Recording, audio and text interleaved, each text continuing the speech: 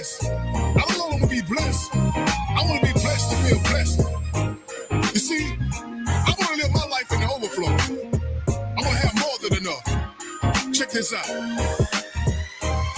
Well, it's time for me to start to elevate. Been down too long, time to graduate. Mount up my wings like an eagle, you see. Turn all my dreams to reality. Ain't nothing on this earth gonna hold me back from my heart desires. He promised that if I have faith, if I believe, faith the size of a mustard seed. I want to be blessed, to be a blessing. Prosperous life, no more stressing. That won't know me from the moon to the sun. He'll keep blessing me in that recession. I got to do something with this life he give. His plan for me, that's what I wanna live. As long as I got God on my side, the hater just gonna have to let me fly. Yes, I am in the overflow. In the overflow. I'm blessed when I go. Don't you wanna live in the overflow? Living. Yes, I am in the overflow. In the overflow. I'm blessed when I go. Don't you wanna live in the overflow? Living. Oh yes, I am in the overflow. In the overflow. I'm blessed when I go. Don't you wanna live in the overflow? Living. Yes, I am in the overflow. In the overflow. I'm blessed when I go. Don't you wanna live in the overflow? See, we got to speak that thing into existence. Because it gonna happen. You gotta believe it. In your heart, and in your mind, and in your soul. So you gotta repeat this after me. See what you say, so you can say what you heard. I wanna be living. I gotta be living. And I'm gonna live. Come on, you repeat after me. Come on, say it. I wanna be living. I gotta be living. And I'm gonna live. I wanna be living. I got to be living. And I'm gonna live. Come on, speak this thing into existence. Let's go. I wanna be living. Hey. I gotta be living. And I'm gonna live.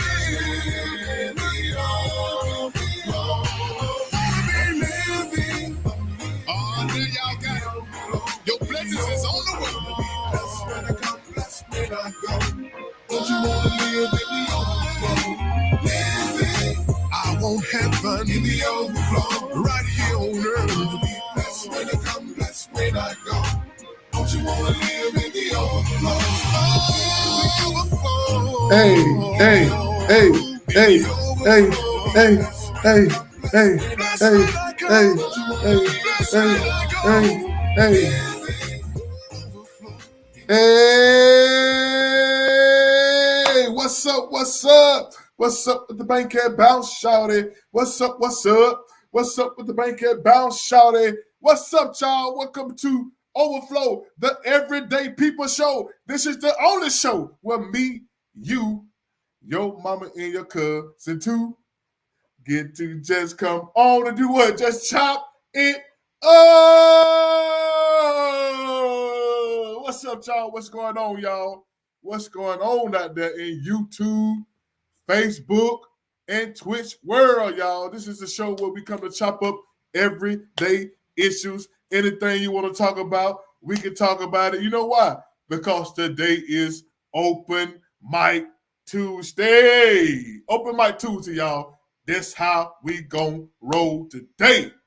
And it look like I'm going to be carrying the show today by myself. So what else y'all want to talk about, we can talk about it. You know what I'm saying? But look, I got my boy Jermaine on showed up in this thing, man. So today is, what's up, Jermaine? What's happening, bro? Yo, what up, homie? What's up? State of State of mind, rich state of mind. Shirt Yeah, on. man. What's going on, bro?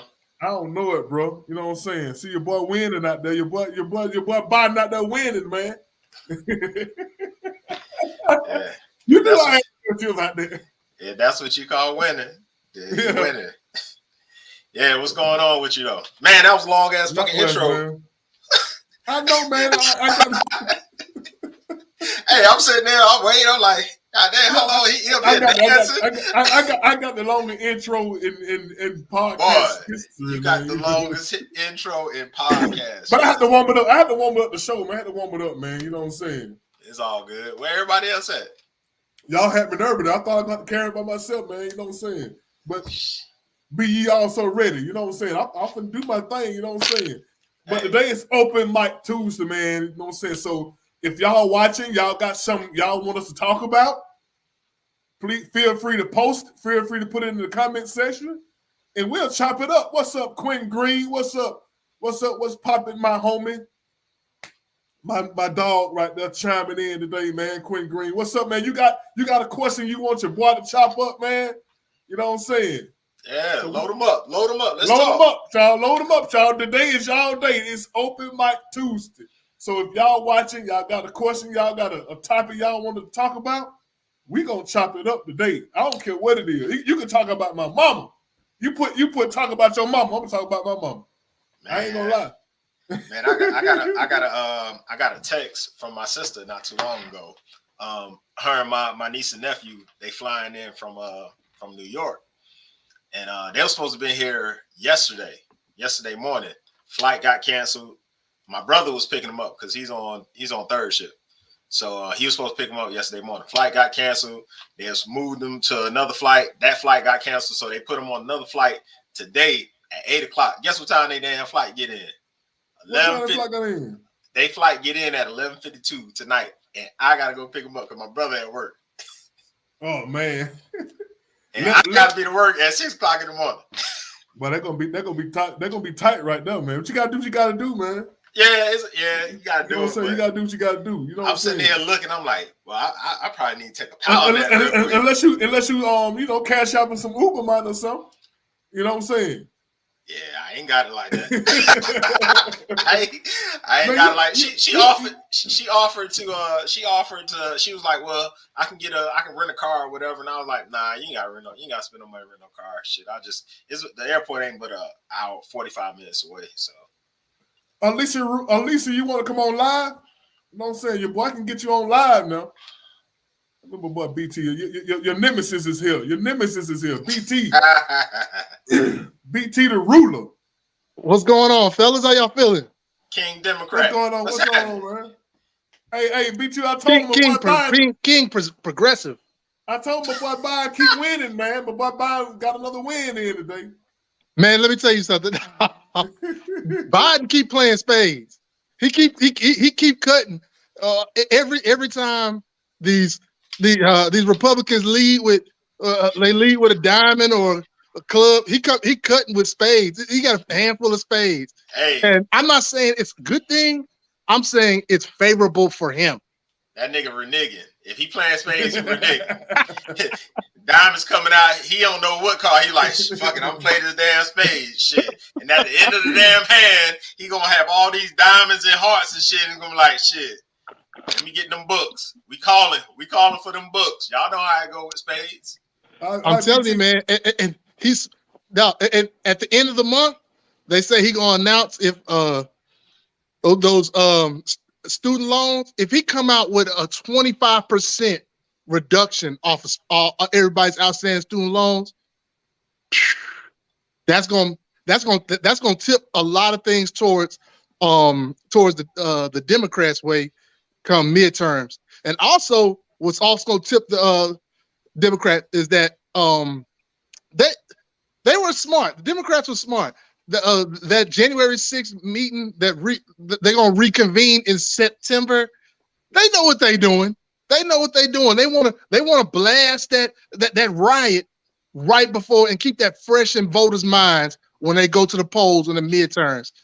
And hey, man, I'm telling you, I don't see that red wave coming, dude. I really don't. Yeah. No, not like I thought it was. They didn't. They finally got Manchin on board, and I noticed when he signed that bill today, he gave Manchin the pen. Like he on board. Yeah, he on board. They finally got him on board, man. But what I mean, but y'all, everybody, I seen everybody so happy about him signing this act. What are you so happy about this act for? It's not, man. It's like let me tell you about this act. It's like going to a 5-star steakhouse and then getting a chopped steak or getting a chicken fried steak. You know, it's not. I mean, this bill is like it's not sirloin or it's not prime rib. It's not prime rib. It's gonna reduce inflation. It's gonna reduce inflation. Here's the oxymoron, though. They've been saying that we ain't in inflation. So why the hell we got an Inflation Act bill? They've been saying this for months. Hell, we're not in inflation. It's not inflation. But no, I say we're not in a recession. No, they've been saying that we ain't. They've been saying that the numbers are not. You're confusing the two. You say inflation in the recession. No. Inflation is real, dude. Everybody knows inflation. Butter is $2.50. I mean, that's inflation, bro. I mean, everybody can see that. So they weren't saying that this is not an inflation. No, they said it wasn't a recession, a true recession. I understand that, but a couple of months ago, it was the numbers are the prices are not this and the price. It was all Putin shit. That was the reason. The fact that inflation was never in doubt. Everybody knew the inflation number was going up. I ain't gonna the fight question y'all on was it a recession? Right. They changed the language on that, so it don't matter. No, the bill is they changed the language on that shit. Hell, we can't. You my guy, man. Did they not change the definition of recession on us real quick? Listen, y'all. If y'all tuning in today, it's Open Mic Tuesday. If y'all got a question y'all want us to answer, y'all got a topic y'all want us to talk about, please post it in the comment section. You want to come on live? I posted the link. Come on live and chop it up with your boys, and hopefully the girls will be here. You know what I'm saying? Now here's my question. And I was talking to one of my buddies. He's a staunch Democrat. I was like, so you know what you like? What you like about the bill? He ain't even read the bill. So it's like, why the fuck you so happy? You ain't even read the fucking damn bill. You don't even know what's going on. I tell you what's in the bill. They repealed the motherfucking damn the Farmers Act. That was giving all that money, all the loan repayments and shit like that to the black and colored farmers. They repealed that shit. That's in the Inflation Act. Let me play a little bit about it then. Let me play a little clip. I'm the clip man. Set to sign the massive health, climate, and tax bill into law later today. It's the largest climate investment in U.S. history. ABC's Zohreen Shah joins me live now for more on this. Zohreen, what's in this bill and what impact could it have?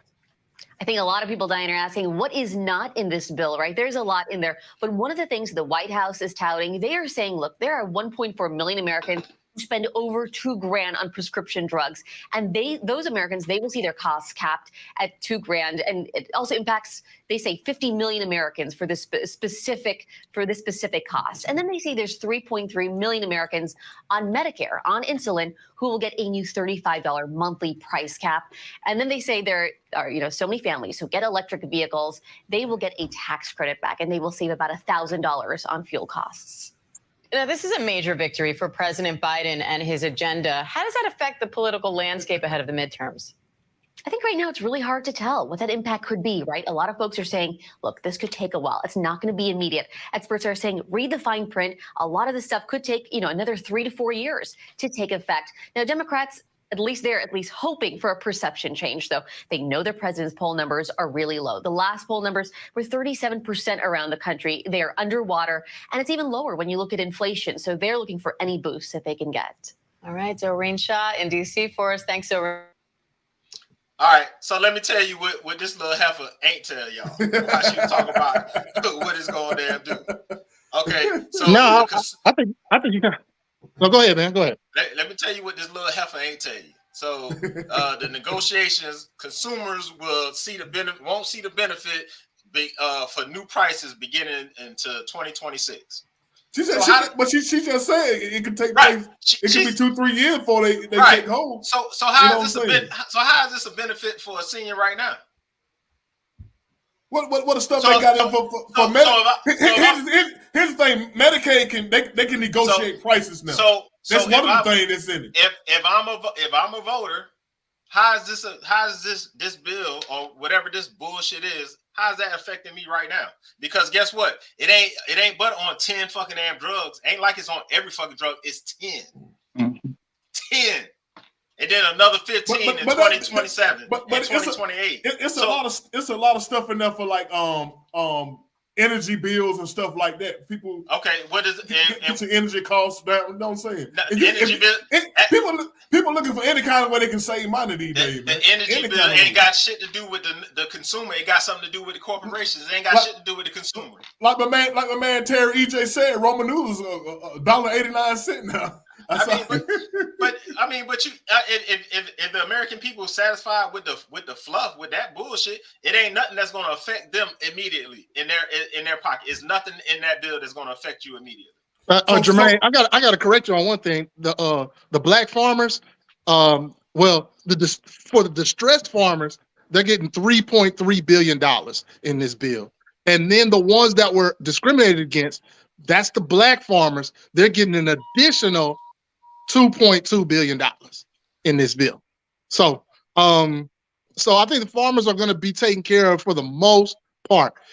All right. Now, as far as gas prices going down, gas prices is the linchpin of inflation. All right.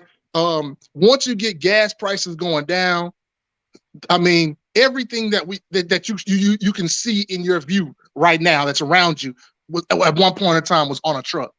Now, if those prices to transport those goods go down, then that's automatically going to make prices of consumers and goods. I mean, all consumer goods go down, including food, and that's huge, and that's going to affect people today. Now, this bill will directly affect that because I don't think they'll be able to gouge those gas prices the way they did at the beginning of this summer. They won't be able to gouge and raise them that fast anymore in the next 3 years. So that's one way that's going to affect the consumers going forward. Okay, so here's a little homework assignment for y'all. If y'all care to do it. Section 22008, repeal of farm loan assistance.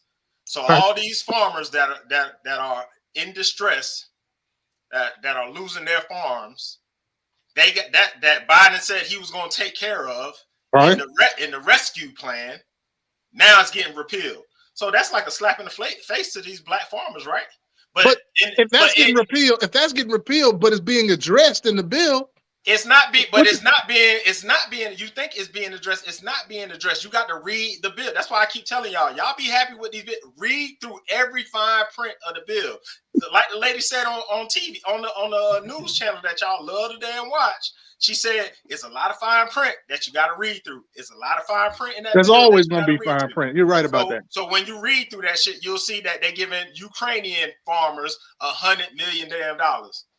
What the fuck they getting $100 million damn dollars for? Yeah, I mean that's silly. I don't agree with that. And you repealing black farmer shit, but you giving other motherfuckers some shit. So man, fuck Biden, fuck this administration, man, fuck this government, fuck all them motherfuckers, Republican, Democrat, all them bitches. I feel you, man. I feel you, man. To be honest, man, are there politicians that I don't trust politicians as a whole. Like, there are 3 politicians probably I can name that I truly trust. That I put one is Bernie, and then it's other 2 from Texas. Beto and well, actually before the Castro twins. Now those are the only dudes that I really can trust. I mean, all the rest is lip service and compromising and handshaking and under the table But you why do know, you, but backwashers. why do you What's up, trust Adam? Why do you trust Bernie? He ain't nothing but a damn Democrat cloaked in a fucking damn independent garment. He's a registered independent, but he Right? don't push back on shit. He don't push back to the He pushes establishment. back on everything. No, the fuck he don't. He talk like he do, but he vote with them all the time. No. BT. Yeah. All right. This. All right. It don't matter. He explained about this bill. He explained about this bill. He talked about how this bill could have been so much better for the people. But he weighed it out and said it was better. It was better for them to it was more good than bad in it. So he went ahead and voted for it. So like, but Bernie's the truth. Bernie's for the people. He's not. He don't. I mean, he don't take big time corporate money. He does. He's grassroots. He's for the people. He's not a sellout. He's not a sellout at all. Bernie he's like I said, he's a wolf in sheep's clothing. I'm gonna tell you, check this analogy out, right? Let's say, for instance, BT, I can't stand you. I don't like the way you look, I don't like the way you talk, I don't like the way you dress, I don't like shit about you, right? That's just, here's the analogy, right? Rob, on the other hand, oh, BT, you my dog. I love that shit. I love what you do. I love what you talk about. I love how you dress. I love you need a job because you're a teacher, right? Rob, a principal at the school. And every time he turn around, he at the board meeting. Nah, we don't need to hire. You done put your shit in plenty of time. Nah, we don't need to hire BT. Nah, we can't hire BT. We don't need BT, people like BT in here. But in your face, he like, oh, you my nigga. I'm going to get you in there. That's them motherfuckers, man. That's Bernie Sanders. Bernie Sanders. Look up Bernie's voting record. I don't look up Bernie. I'm talking about what Bernie is doing now. I ain't talking about back in the day, Bernie. I'm talking about what Bernie is doing now. All Bernie doing now is I want to keep my fucking damn seat in place in the Democratic Party. That's it. He don't push it. He voted for the motherfucking damn CARES Act that pushed $5 trillion upward to the richest motherfuckers in the world. He voted for that damn shit. He ain't pushed back on that shit. He ain't pushing back on this damn bill. Just like him and all these fucking damn he pushed back on it, but he voted for it. These so-called progressives, they so gun-ho on Twitter. They Twitter warriors. They be on Twitter, oh, we need this, we got to do this, we got to push back this, we got to push back, and then they turn around and vote for the fucking bullshit. That's why I say all of them. I think a lot of what's going on, man, is a lot of Democrats are seeing what the Republicans are doing. They lock and step on everything. You know what I'm saying? So in order to get anything done, you got to be lock and step too. You know what I'm saying? So good point. You know what I'm saying? So if they telling you we're not going to vote for you on nothing, then you got to get your people to go lock and step with you on everything. Then, even though it's not all great, but it's some things in the bill that's good, man. But how's that? And I agree with you. Ain't nothing in no bill gonna be everything you want. You know, but it's set up that way though. It could be set up a whole totally different way. Why everything got to be clumped up in 3,000 pages of some bullshit, and you get like 3 hours to read that shit. It can be a bill, straightforward bill. Hey, this is what I want here. Because they don't want to work. Because everybody want to bring some home to their state. Right. Okay. You got to understand. Okay. You best believe Joe Manchin got some out that deal. Right. You got to realize. You better believe he got some out that deal. These politicians are part-time employees. All right. So you gotta realize they're not in Capitol Hill, 8 hours a day, 5 days a week. They're not and doing stuff.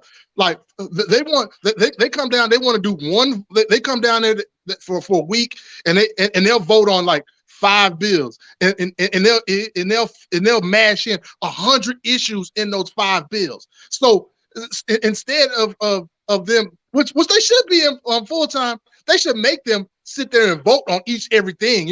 Put a maximum number. You can only put 10 things in a bill. All right, everything on everything that passed the House has to be voted on the Senate by within 1 week. Everything they should make these into full-time employees because they sure get full-time salaries, full-time benefits. So they should make them work harder. And these dudes, they want to come in there, cast a vote.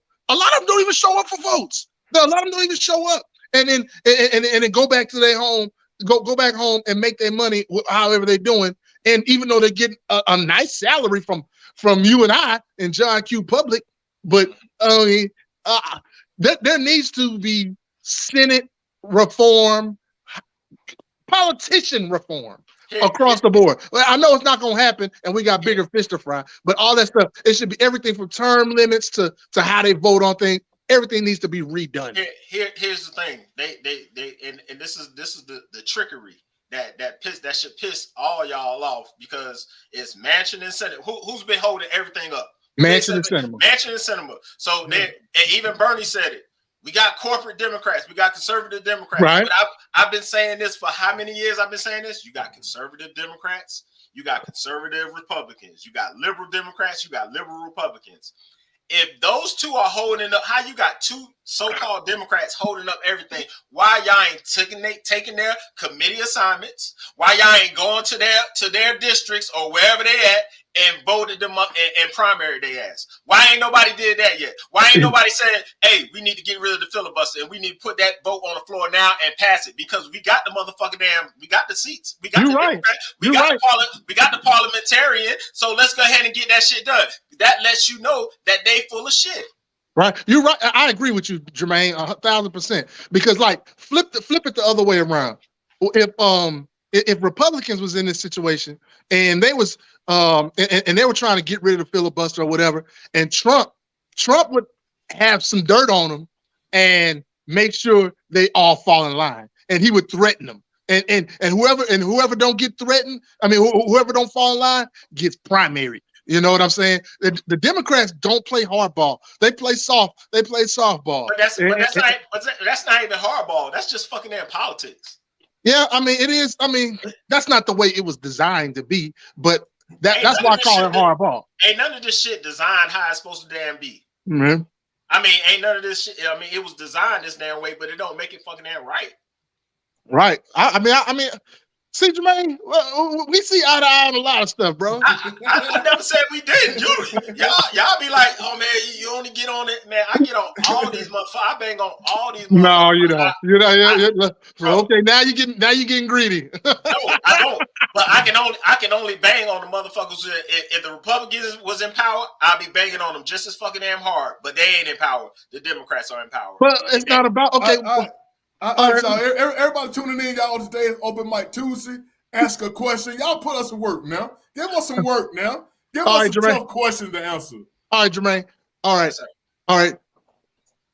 Let me hear you bang on the hypocrisy of the GOP talking about defund the FBI. Help me there. Now, help me out with that. Okay. So, these are the Blue Lives Matter people. Oh, yeah. Okay. So, no, and you're absolutely right. But instead of shunning those people that are saying, because the Democrats have said that the FBI need to be defunded as well. I ain't saying they're saying it now, but they've said, they've been on record saying that the FBI needs to be defunded. You can find plenty of Democrats saying that. So instead of saying, oh, well, fuck the Republicans, why don't y'all get together and join together? But they don't want to get together and do shit because they want to keep us divided. They want to keep the American people saying Republican this, Democrat that. They want to keep us fighting while they all getting fucking paid and rich. They don't give none of these politicians, red or blue, give a fuck about Medicare. They don't give a fuck about no prescription drugs. They don't care about no gas. They don't care about housing. They don't care about none of that shit because all their houses paid for. But the two parties want to defund for two different reasons. The Democrat reason is legitimate. What's the Democrat reason? The Democrat all this senseless killing, all the killing. Because the FBI is a crooked ass fucking organization from its inception. Police for like George Floyd, all these. But we ain't talking about the police. We talking about police killing. We ain't talking about the police. We talking about the FBI as an organization. The Republicans are only saying that now because they raided Trump house. Right now, everybody coming out public. Oh, they need to be defunded. But it don't. But guess what? Guess what, guys? It's all fucking damn smoke and mirrors. It's all to get us fucking damn riled up because guess what? They could have damn did this shit 2 years ago. Well, what? They could have if he had sensitive. Come on, let's be real about this shit. They gave him the subpoena in June. And I've talked, and he was cooperating too. If you read, no, he wasn't. No, yes, he wasn't. They gave him all of June, all of July, and he was cooperating. But he said he told him that was all he had. Right. It turned out he lied to his lawyer. Okay. So check this out. I've talked to a couple of guys that I know that are detectives on SWAT and all this shit. You know when the judge signed the fucking damn search warrant on Friday? Why they ain't serve it until Monday? Because you know why? You know why they didn't serve it till Monday? You know why they didn't execute the warrant until Monday? And I wish DVP was on the show because he'll fucking damn tell you the same thing too. So everybody can see it. For the fucking news cycle, because they knew if they would have executed it on Friday, that shit would have got lost in the fucking shuffle during the fucking damn week. Now you got a whole week to talk about this damn shit. Come on, man. You can see this. You can see this shit a fucking damn mile away. You know what difference do it make? Because if he did have classified shit and he knew that fucking that shit was coming, I can destroy some shit over Saturday and Sunday. You're right. You're right. What the fuck did they find? And then when you get, here's another thing that one of my friends told me. When you get a search warrant signed by a judge, it's specific shit like top drawer, left side of the top drawer, in the closet, bottom side. That warrant, hold up, let me finish my point. That warrant was anything that you can find, then bring it. It's like, so they ain't had shit. They got exactly what they were looking for. They didn't find, they didn't take Trump's coke stash. They just got the documents that belong to the White House. Okay, so why he ain't in cuffs right now? Because to be honest, I don't. Either they're building the case, or they just wanted the documents back, so he couldn't sell them or destroy them. It's just amazing. It's just amazing that all this. Either one of those is a federal crime. If you destroy them, that's a federal crime. Hey, right. It's just amazing that all this seemed to be happening in the election year. It's just amazing because this shit could have happened every damn year is an election year. This shit could have happened last year. This shit could have happened 18 months ago. It's just amazing. Well, they gave him time to turn it in himself. Right. Okay. So impress me when he in cuffs. Then we can have a conversation. Until then, I don't think he's ever gonna be in cuffs. We just blowing smoke in the fucking wind at this point. I think he's gonna eventually cut a deal to where he's not gonna run like they did Nixon. That's what. And that's another funny thing. These motherfuckers doing everything to keep a fucking game show host from fucking running. They scared of a game show host. These fucking career politicians scared of this motherfucker. But see, here's the thing, though, Jermaine. He's a game show host, but he's also a cult leader. Right. He's also a cult leader, and that's the dangerous part of it. He's a cult leader. And these fools gonna follow him to the ends of the earth. And like he said, I can shoot somebody on Fifth Avenue and get away with it because he know what the type of people following him. He tapped into that racist group of people who feel like they attacked the Capitol for him. Yeah. He tapped into those people who think people are coming to steal their jobs and all of that. You know what I'm saying? Has that gotten proven? Has it gotten proven? Yeah. What you just said about you said they attacked the Capitol for him. It's in the process of being proven. Oh, it's in the process. Okay. Yeah. When it gets proven, I'm gonna come on an everyday people show and I'm saying, you know what, BT, you know what, you were fucking right. Yeah, you'll never say that. When it get proven about January 6th, and BT, you are fucking right. And when the red wave happened in November, I want you to come on the everyday people show and say, you know what, Jermaine, me and you go back and forth. I'm gonna write out the script for you. We go back and forth on Facebook, everything. Hey man, but you know what? Bed, man? You were right. You were right. We ain't do what we needed to do to win, and we ain't do shit for the American people. Hey, you're right. And that's why we lost. Hey, I'll be the first person to tell you that the Democrats have been dropping the ball for 3 decades. DVP, you know what I'm saying? I'm the first one to tell you that. Hey, that's my best friend down there. Y'all ain't know that, did y'all? Oh, DVP? Yeah. Me and him gang now. You're a best friend. He'll be your best friend. Me and him gang now. Hey, DVP, tell these dudes how search warrants is supposed to be executed. It ain't waiting no 2 days. It's when you get the search warrant signed by the judge, you going in and knocking. Ain't that right?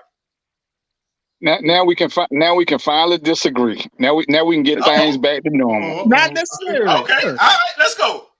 And I don't know who you talk to, But when you get that warrant, you got 10 days. I ain't never waited to the last minute to get one. Once I had enough to go, I wanted to make sure everything and then some was there. Okay. So part of what you're saying, I mean, I do know people who get them and rush and get them. I just ain't never been a fan of that, because whoever I got my information from, let's just say I get information on Thursday, like you talking about, and Robert give me information. I get the warrant signed on Friday. If Robert tell me it ain't there no more, guess what? I'm gonna sit back and wait. And that's what people don't realize, because I need for it to be there. And if you done left town and some of it is with you or somewhere else, all I'm doing is wasting my time. So whoever my source is, I need for my source to make sure it's still there before we get there. So that's the X factor, because like I said, the bulk of mine were with drugs. I ain't going just because I knew it was there. Right. I need for it to be there when I get there.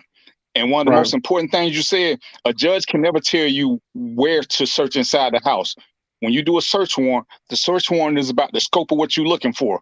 Let's just say, for instance, like I say, the bulk of mine were drugs. And I'm gonna just use Robert because he's my boy. But I know Robert got 3 keys.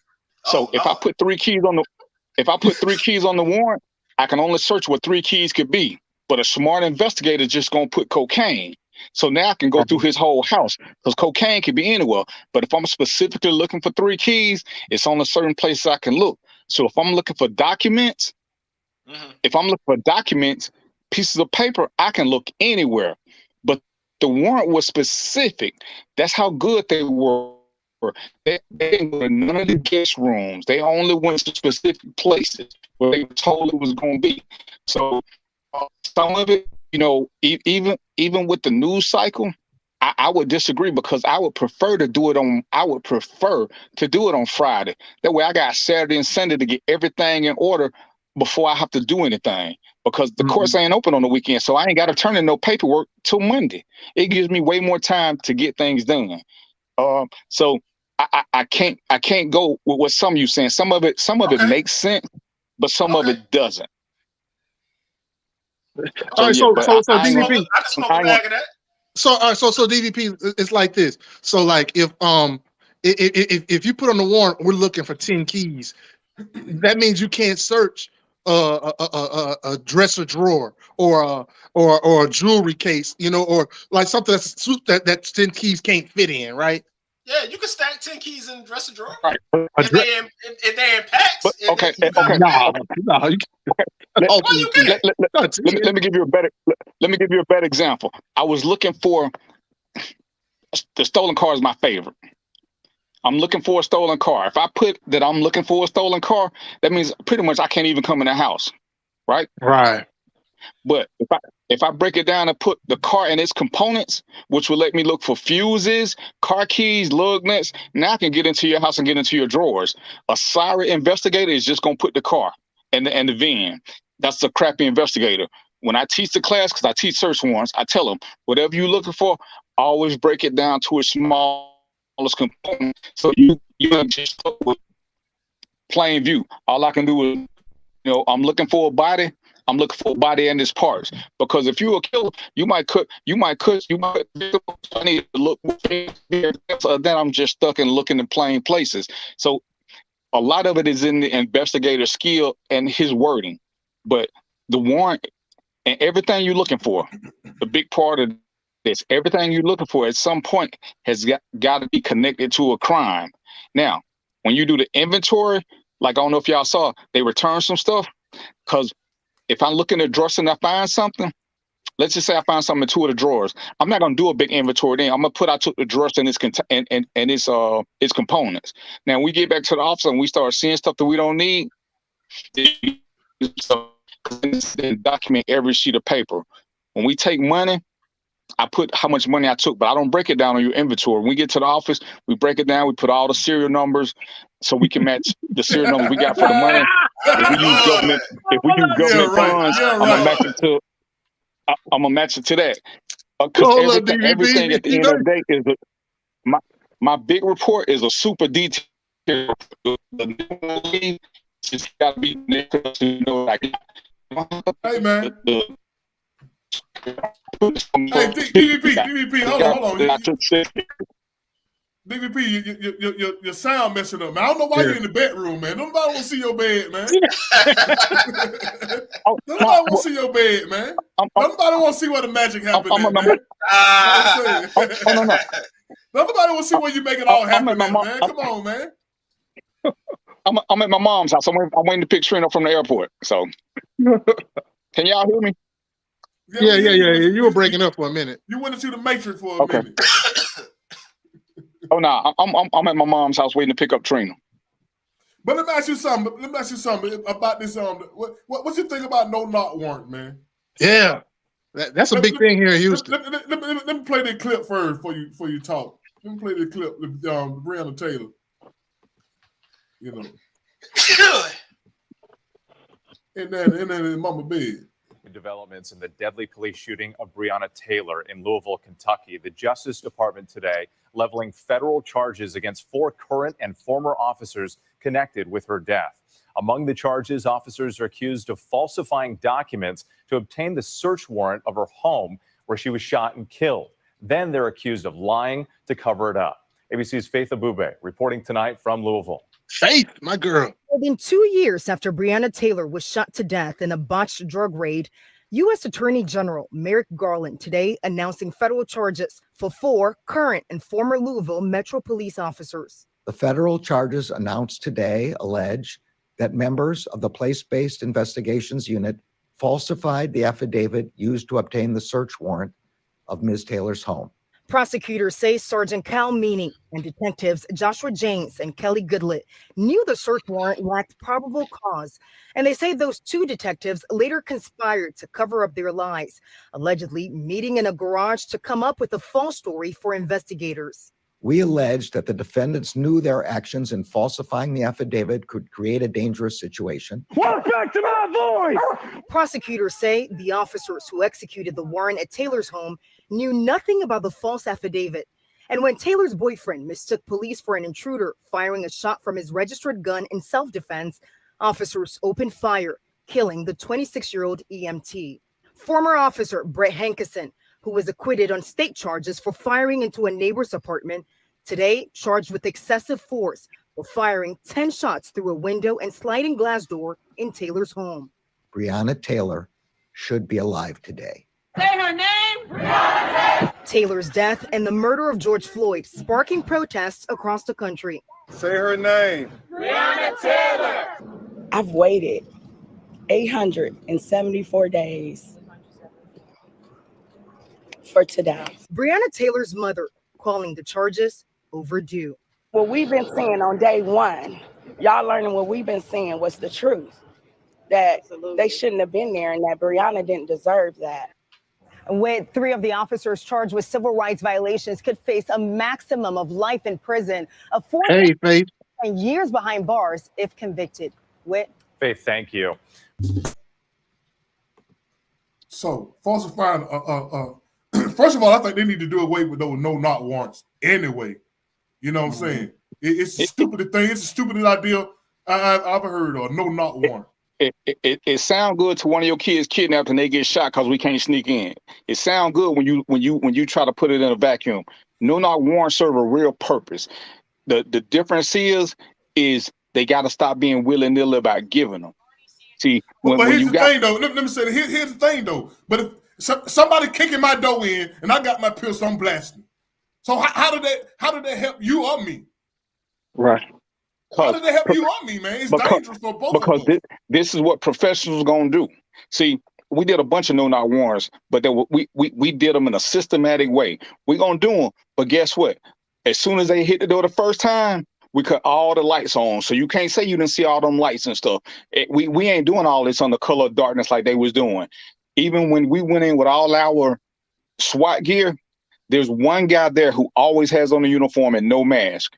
So when we hit the door, you're gonna hear it over the PA system. You're gonna hear sheriff, police, you're gonna hear something. You ain't gonna think that we burglars, because when you're a professional, you know that that's what people are thinking. You know that that's what they're thinking. So you're supposed to do everything you can to mitigate that. And that's where you get into crappy policing and crappy supervision and all that. What they did, and I talked about them before all this got on, it was dead wrong. They did a crappy investigation job. even when we did narcotic stuff, there are very few times I ever asked for a no-knock warrant. I only needed a no-knock warrant when we did some Miami boys and we did some of them boys from New Orleans. That's because when I was in the house, when you walk in the house, it's 12 guns at the table. So I told the SWAT boys, yo, when y'all come in, I'm telling you now, it don't matter what's going on, you finna run into some guns. So yo, we need a no-knock for that. And so what was the warrant for? Like the ones that you executed, was it to find drugs or to find people or what?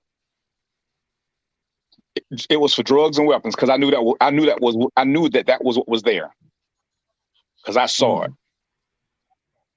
So but let me say something else, and I'm gonna get back to yours, Robert. Jermaine has said something. We don't always make arrests at the time because we building a case. And what I may do, like a lot of times, just because I learned to be an evil investigator and I wanted to know more about my drug boys, and I'm gonna use Jermaine this time. If I know Jermaine is my drug dealer of choice, I got a warrant for Jermaine separate. And I may or may not do that then. If I find something in the house, I may lock him up on that and not put my warrants on the system because I want to see where his money is.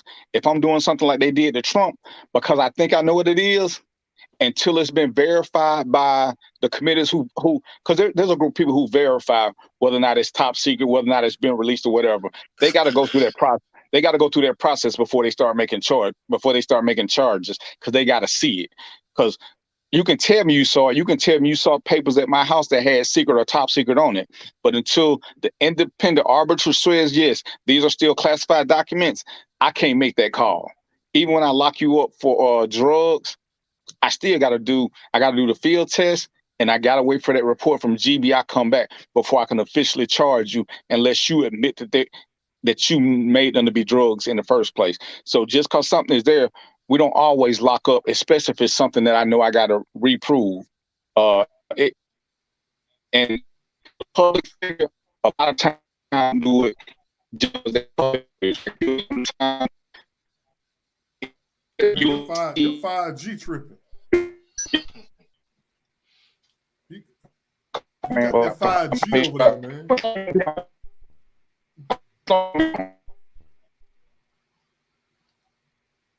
Hey man, go stand by the window, man. Go stand by the window, man, or something, bro. Now you were going good until just the last couple of seconds, bro. All right, can you hear me now? You sound like a robot. All right, can you hear me now? Yeah. All right, so yeah, I don't know where y'all lost me at. It's a lot going into it, but as far as those guys, because they lied, they should have never been given a warrant. But that's on their supervisors, because they should have been checking all this. For us to get a no-knock warrant, we have to go through a whole panel of people. We have to tell lie all the time. Don't y'all? Say it again? Don't all y'all? Don't y'all, not you, but don't they lie all the time? I mean, you got to remember. See what there? Remember when we had the Neal Street thing? See, lying. Most of us, it's okay. If I know, and I'm gonna use Jermaine again. If I know Jermaine, how did they manage to botch that though? Because if you don't find what you're looking for because you're lying, then you got to start planning stuff. The same thing happened with Neal Street. They said all this stuff, and that old lady got killed, but nothing that they said came out to be true. That's why you need to make sure that whatever you're looking for is going to be there. But that wasn't even the right house. It was the right house based on some information from 6 months ago. See, you got to remember now, Breonna dated the guy they were looking for 6 months ago. They just ain't did no updated stuff. And I don't know if it's because they was on the verge of being replaced and they need to do something, but it was a lot of hoping with that. It was a lot of hoping because none of the information was current, which is an important part of a search warrant. None of the information was valid, which is the most important. It was just a bunch of stale stuff and everybody went for it. If I went and tried to get a search warrant, I'm gonna use BT now. If BT on the team, BT got to verify some of this, what I'm saying, before we bring it back to the committee. Because we just learned not to trust one person. Somebody else needs to see all of this if the whole team gonna get in trouble. Somebody got to see it. And before we even did it, SWAT gonna do a ride by with me so I can point out stuff. And it's a whole lot of stuff we do, but we didn't want to get sued. I ain't trying to go to jail to lock nobody up. If Jermaine a criminal, Jermaine gonna be a criminal next week. I ain't in no hurry to lock him up and lose my job just cause, oh, he keep getting away. That's the crazy stuff. Man, okay. Now, shouldn't a judge be liable for signing off on this no-knock warrant? Why is the judge not facing any charges? One, judge has got total immunity. Two, all the judge does is ask me if I'm telling the truth. If I swear to what I'm finna because he don't know. So if I tell the drugs, yeah, I think the drugs are at this house and this is what they've been doing, he don't know. All he basing everything on is that I swore to him that what was true. That's all he does. Man, here in Houston, we had the Harding Street raid, and that was a no-knock warrant. That was a controversial thing. It was like right after Breonna Taylor, and they went in and they went in on a drug warrant, and it was a couple in there, and they went to war, and they had AR-15s, and they fought back, but they ended up getting killed, and all the drugs they found was like recreational use of heroin. And it wasn't nothing big or nothing. And the dude that led the it was a big old controversy. The head of the police union, he was calling those guys thugs and drug dealers and scum of the earth. But man, those are just regular people with recreational drugs in their house. And then the dude that led the raid now is up on he's on trial for murder. And they are going back on all of his cases. There've been like a half dozen people been released based on his investigations now because of the dirty stuff he's done. I mean, it seems like, man, I mean, I understand, man, you can't be Pollyanna when you're on a drug enforcement team and you can't walk in, hey, do you guys have good drugs? No, it doesn't work like that. I understand that. But it seems like the way they operate, it presses them to do things in a legal way and to infringe on people's rights. And when they wrong and they run through the wrong door, like a no-knock warrant I read about, that was about 5 years ago. They threw a flash grenade in a window that landed in a baby's crib while a baby was sleeping. But man, I mean, come on, man. Again, that's why you got piss poor leadership, though. About a neighborhood drug dealer than killing a baby. But that's why you got piss poor leadership. Understand? We've done this. But remember when I told you about the entry? And if you look at the Breonna Taylor case, if you look at the interview with the SWAT commander, he said it was a cluster. He said it was a cluster error from the beginning. Because if you believe it's that dangerous, one, I don't do no entry, none. I got a SWAT team for that. If I think it's dangerous, why am I doing it? SWAT is trained for this. SWAT got the shields. Again, remember I told you how we flood them with lights and stuff to take away the fact that it may be a burglar? SWAT got the big, heavy-duty shields. It's got the blue lights on the front. It says sheriff on it, and they can hold it up. So if you're truly scared, when you look out the window, you don't see a bunch of guys with guns. The first thing you're gonna do is see that blinding blue light and them shields. So even if you panic, we still got this under control because we still yelling sheriff. If you look at Breonna Taylor's video, you see ain't no video for the entry. That's been stopped years ago. Everybody on the entry team is supposed to have video on. We started doing that before I retired. Yeah. Everything they did was to try to get around something. Because SWAT was, I want to say the guy said they was 20 miles up the road. Who does that?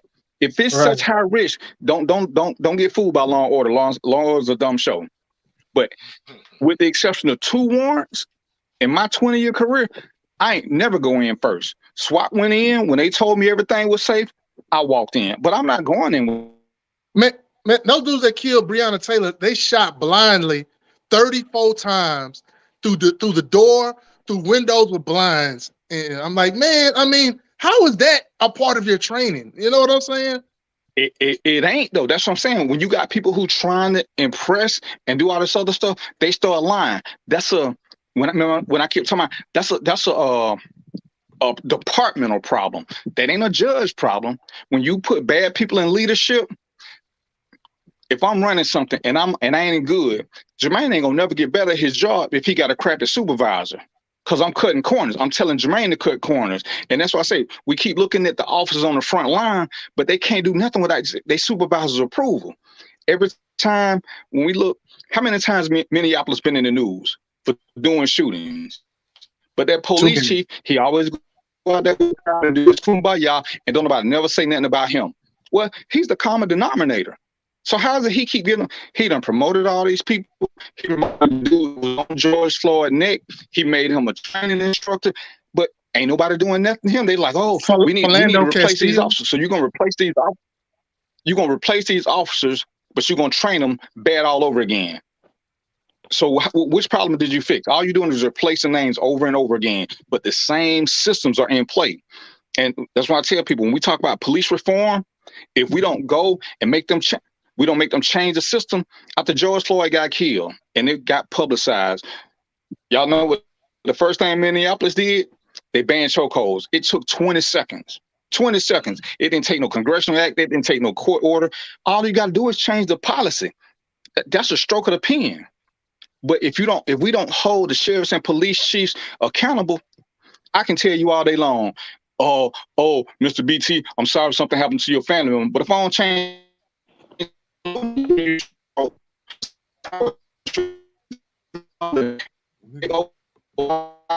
sound like he Optimus Prime again.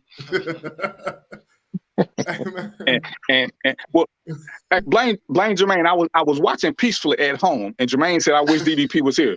So we was getting along for one day, and I told him it wasn't gonna last. So like I said, because I'm trying to use my phone, and I know the signal ain't that good. But yeah, it's a whole system. And what I'll do next time, let's do a police show, and I'll make sure I'm on my computer, because these are the questions I want y'all to ask me so I can tell y'all how to make the system better. Because there are lots of good cops, but if you learn by being a good cop, you're gonna either ostracize or not have a job. All they do is put you off the team, and then they get somebody else who's gonna go along. When you watch, DVP, okay, why don't you start a consulting firm for all these apartments that have all these problems, and to show them how to properly serve warrants and get them and all that? Man, you clean up. They'll trot you out in front of everybody, and you clean up. Departments don't demand it. They don't demand it because the citizens will take the low-hanging fruit. If they get rid of an officer or two, everybody think the problem is solved, but they don't know the problem is systemic because they don't know what they're looking for. They don't know. When I tell people, yeah, every agency needs a citizen review board so that citizens can go to the police academy, and when there's a use of force, they get to say from what they were trained, what should or should not have been done. If you don't know what the process is, you can't judge. When something happens, everything should go in a process. But if the people who vote don't complain, why would they do it? Why would they take on that additional liability of educating you? As long as you're ignorant to the facts, I can tell you anything, and there's nothing that you can do to refute it because you don't know. If I can get you to start speaking emotionally, I've won the fight because I'm going to argue policy now because you don't know the challenge to policy. Every time, like the agencies I review, first thing I do is I want to see their policies because I need to know what the policy say, then I can compare it to the law. Then I can start looking at everything else. Oh, no. We just want you to watch the video.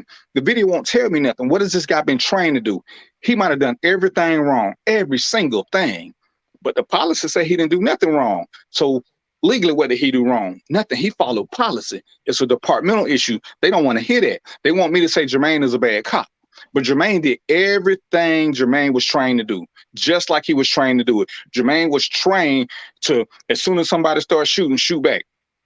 First thing they teach us down here is you can't shoot at nothing unless you can identify a target. You can miss, but I better know what I'm shooting at. I can't just shoot at a window. I need to be shooting at a person. I saw a black male with a blue shirt on in the window. That's why I shot.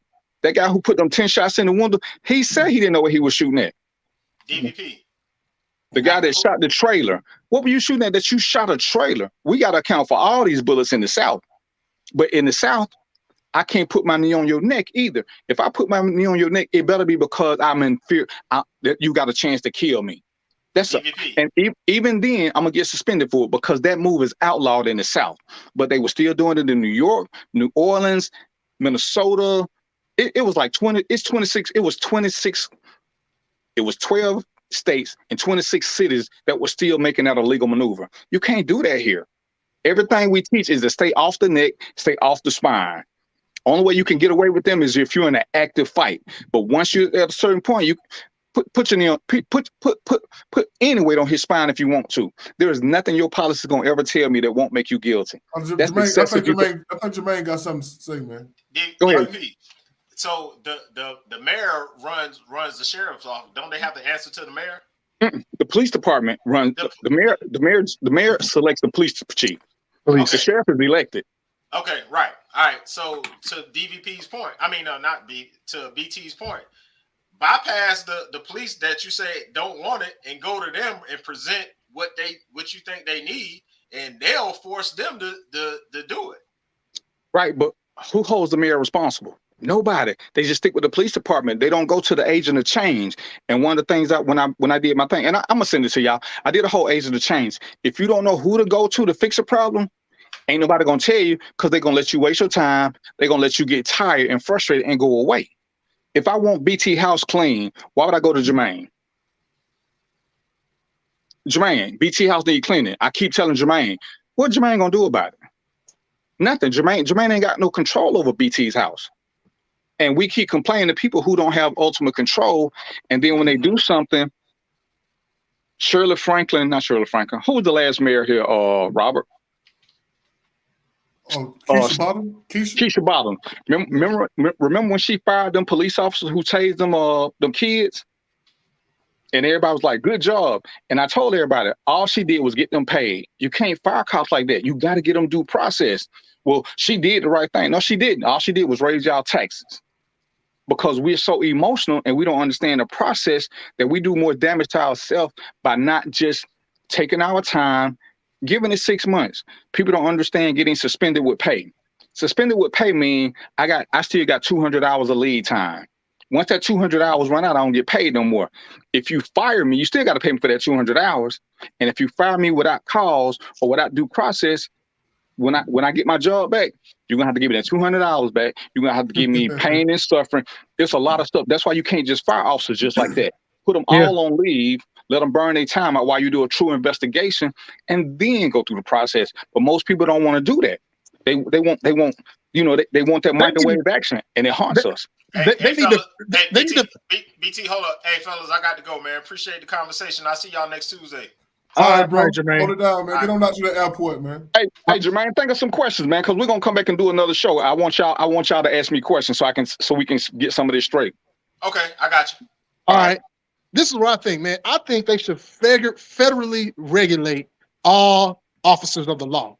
I don't care if you're Barney Fife or if you are Merrick Garland. You know what I'm saying? You should be federally regulated like you have a driver's license, right? But it's on a federal level, and this is your cop's license. And if you have a cop's license, every other year you have to go through, like a refresher course or re-education, like that, and then refresh your cop's license, and go through firearm tests and physical training test, and make sure you do. And then if you get fired from an organization, they went through all the channels, and then what you did was a fireable offense. And I'm not necessarily talking about coming in late or taking long lunch breaks and stuff like that. Right. I mean, something illegal. But if you do something illegal, like shoot somebody, like that cop did, Terrence Crutcher in Oklahoma, and then you get your cop life revoked, and you cannot be an officer again anywhere else. Like the cop that shot Terrence Crutcher, she just went to another county, and now she's law enforcement in some other county. You know what I'm saying? I mean, that's the type of stuff we need to do. We need to get rid of. But that's a longer process, and the reason why that won't work, BT, is what state you in? Texas. Texas law is different from Georgia laws, so they can't be federally regulated because there is no system. See, in Georgia, we got murder, we got felony murder, but you go to New York, they got murder 1, murder 2, murder 3. We don't have that, so you can't regulate it federally, because that means we got to all have the same laws, which is what we need to be pushing for. Murder in one state should be murder like it is anywhere else. Rob had asked me about a case before, and I say the way their statute reads is this. In Georgia, it would be this. So how can you make the two where people will understand them? Because when y'all tell me about something, I got to go look up your statute to see what it say. Because other than that, I'm talking ignorantly, because Georgia ain't like Texas, ain't like Florida, ain't like New York, ain't like Massachusetts. And that's a whole nother issue that we got to do. So there should be a national database, though, that if police get fired for something illegal, that they can't reapply. But right now, the system is, because we like having police fired, if I get fired or you let me quit, guess what happens? My personnel file closes. So I can leave Fulton County. I can quit Fulton County after and then go to DeKalb.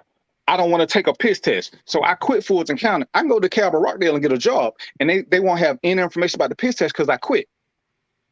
Or I could. We had a guy in Fulton County.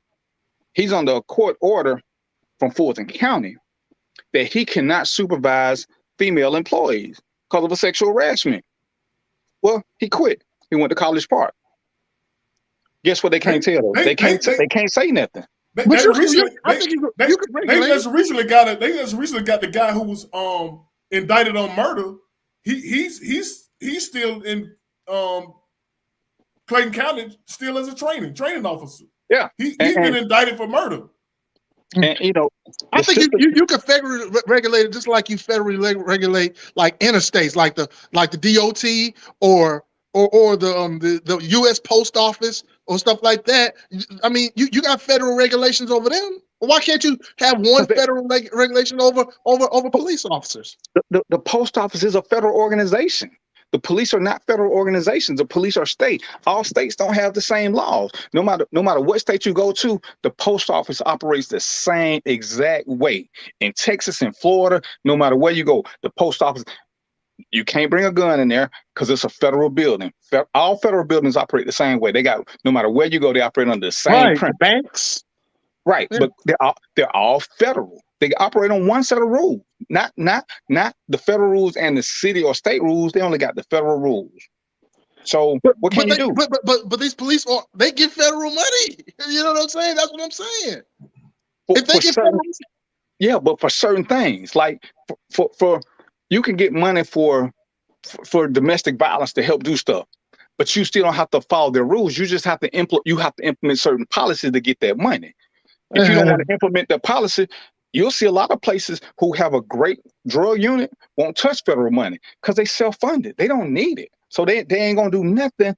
They ain't gonna do nothing that's federal because they don't want them in there. Because now that goes against everything else. Look, and it's just a system that we got to figure out and find people who will push it. But we can't change everything at once because the feds, it ain't the president's job to regulate police. It's the mayor's job. And how many cities we got? So you got 1,000 mayors with 1,000 different agendas. So how you gonna regulate them? The governor? So now you got 50 people with 50 different agendas. All right. This is what I'm saying. Only thing I want them to regulate is their licenses and updating them in the database and making sure they're going through their modules and their trainings. That's all it is. If you want to have different laws, that's fine. I just want you to be in that database. Why? All of them how they understaffed. Understaffed mean they undertrained because I can't afford to let you get trained because we ain't got enough people. You think they're gonna admit to that while they asking for more money? That they buying supplies, but they not hiring officers. They giving the sheriffs and the majors and the chiefs raises, but they ain't hiring no more line officers. So when they ask you for $200,000 for the police department, so they can increase coverage, they talking about buying drones, they talking about buying equipment. So now they got to answer to a different thing. I told somebody, California paid almost $200 million 1 year in use of force lawsuits and false imprisonment. That ain't on no report. If you don't know where to look for that, you won't know where some of your money going because the insurance is only going to cover X amount. The rest of it come in property tax because they got to pay this amount because they still got deductibles. And the more you get sued, the more your deductible is. Yes, sir. Let me ask you a question. When cops are out in the field, is it your discretion to apply the law the way you want to apply the law, or do you have to go by the book? Like the book say do this? It's always our discretion. And I think that's what the disconnect between the community and the cops are, because it seemed like you not you, but it seemed like a lot of these guys are deciding to apply the law as the book says it. Let me play this video. This has been kind of like a hot topic around Atlanta. I know you heard about the girl in the park with a lover, the 6-year-old girl, whoever he was. No, this is a grown lady. It's a grown lady. And it's been kind of like hot topic. Sir, you do not have to hold her like that. Oh my God. Oh yeah. Atlanta police are defending an officer's actions in this viral video, showing an arrest that turned physical. It happened at a city park. Officers say a man and woman were there after hours, but they claim the video posted online that was about a couple of minutes. They say that doesn't show the full story. So it sure didn't. The full body camera footage. It was about an hour long. This full video shows an officer issuing the citation at Shady Valley Park on Monday. The man signs the ticket. The woman does not. She asks the officer for his badge number, and he gives it. When she continues to refuse, the officer tells her she's being arrested. She then says she'll sign the ticket, but the officer says it's too late. You see here, things got a little dicey. They ended up on the ground tussling, and she refused to put her hands behind her back. Atlanta police say they are upping safety patrols around city parks. They say as for the woman's arrest, quote, the officer clearly intended to issue a citation and let them leave the park. But several decisions that were out of APD's control resulted in a physical altercation. A lot of people still talking about this one online. We're going to go deeper. Coming up in the next half hour, more on why some still believe this situation could have been avoided. Yeah, she wanted to be tough guy and talk smart and all that. And I mean, I can't defend her on that one. Yeah, but she was dead wrong. But when she got to the point to say, okay, I want to comply. Well, can he pipe down and say, okay, then thank you. Let's move on. Right. Or was he too far in his feelings at that time? It ain't got nothing to do with it. Aren't y'all trained to de-escalate? Yeah, when people de-escalate, but it's just like that's my point. She de-escalated. No, she didn't. No, she didn't. She decided, okay, I'm gonna sign it now. Okay, when you got kids, when you tell your kids at 10 o'clock to go to bed, you hit them at 10:15. Go to bed, y'all. You hear them at 10:30. Go to bed, y'all. You hear them at 10:45. Go to bed, y'all. At 11 o'clock, you coming with that extension cord. They can be in the bed. Guess what? They still getting it because all of us, whether we admit it or not, all of us have a magic number that we may not know what it is. It's only so many times you get people to keep telling you no and being disrespectful and don't about, oh, y'all ain't, you keep saying that. But on one hand, you say that you know that I'm human. So guess what? I'm trying to let you sign this ticket. We tell you what not signing the ticket mean. Signing the ticket only means you understand this is in lieu of bail. Well, I don't want to sign it. Man, if you don't sign a ticket, I'm gonna have to lock you up. Well, what's your badge number? You ain't changed the initial statement. If you don't sign, you're going to jail. So after you done got all your flip lip out and I put my hands on you, now you want to sign. Well, see, now that option ain't there. And see, here's the discretion. And this is what people don't get. It's our discretion to give you that ticket. You didn't want that ticket. So now that option is gone. It's gone now. You know, when you like that cute girl and all you had to do was ask her out, but you waited too long, she moved on to the next guy. She ain't got to keep sitting there waiting. The ticket was the option. She said, I don't want the option. How many times did she say she didn't want the option? Right. Way too many. So what? He's supposed to just now, oh, okay, now she want to be sweet. Okay, no. You don't want the ticket, ma'am. If you don't want the ticket, the next option to arrest you. That's the next option. Right. He told her. He told her that. And when she resisted, what was he supposed to do next? Oh, okay, ma'am. Yeah, okay. I see you kind of tough, so I'm gonna back off. No, it doesn't work like that. Everybody gonna do that. The system isn't set up for us to hold court against cops in the streets.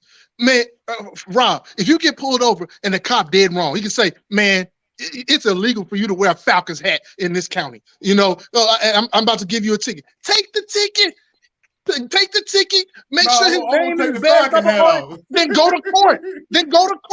You know, take the damn hat off. Take. You got. I'm telling you, you're not gonna punk a cop and win. In the street, you're gonna lose. I look at it like that.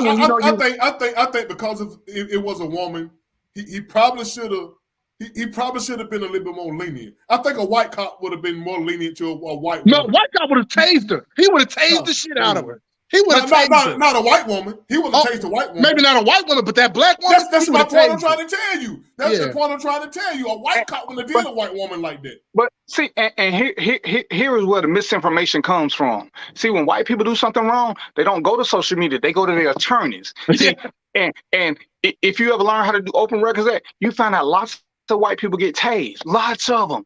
It just don't make it because they don't cry to the media. Look at who gets paid. Look at who gets paid. Look at what white people get paid who run the TV versus people who don't go to TV and get a good attorney.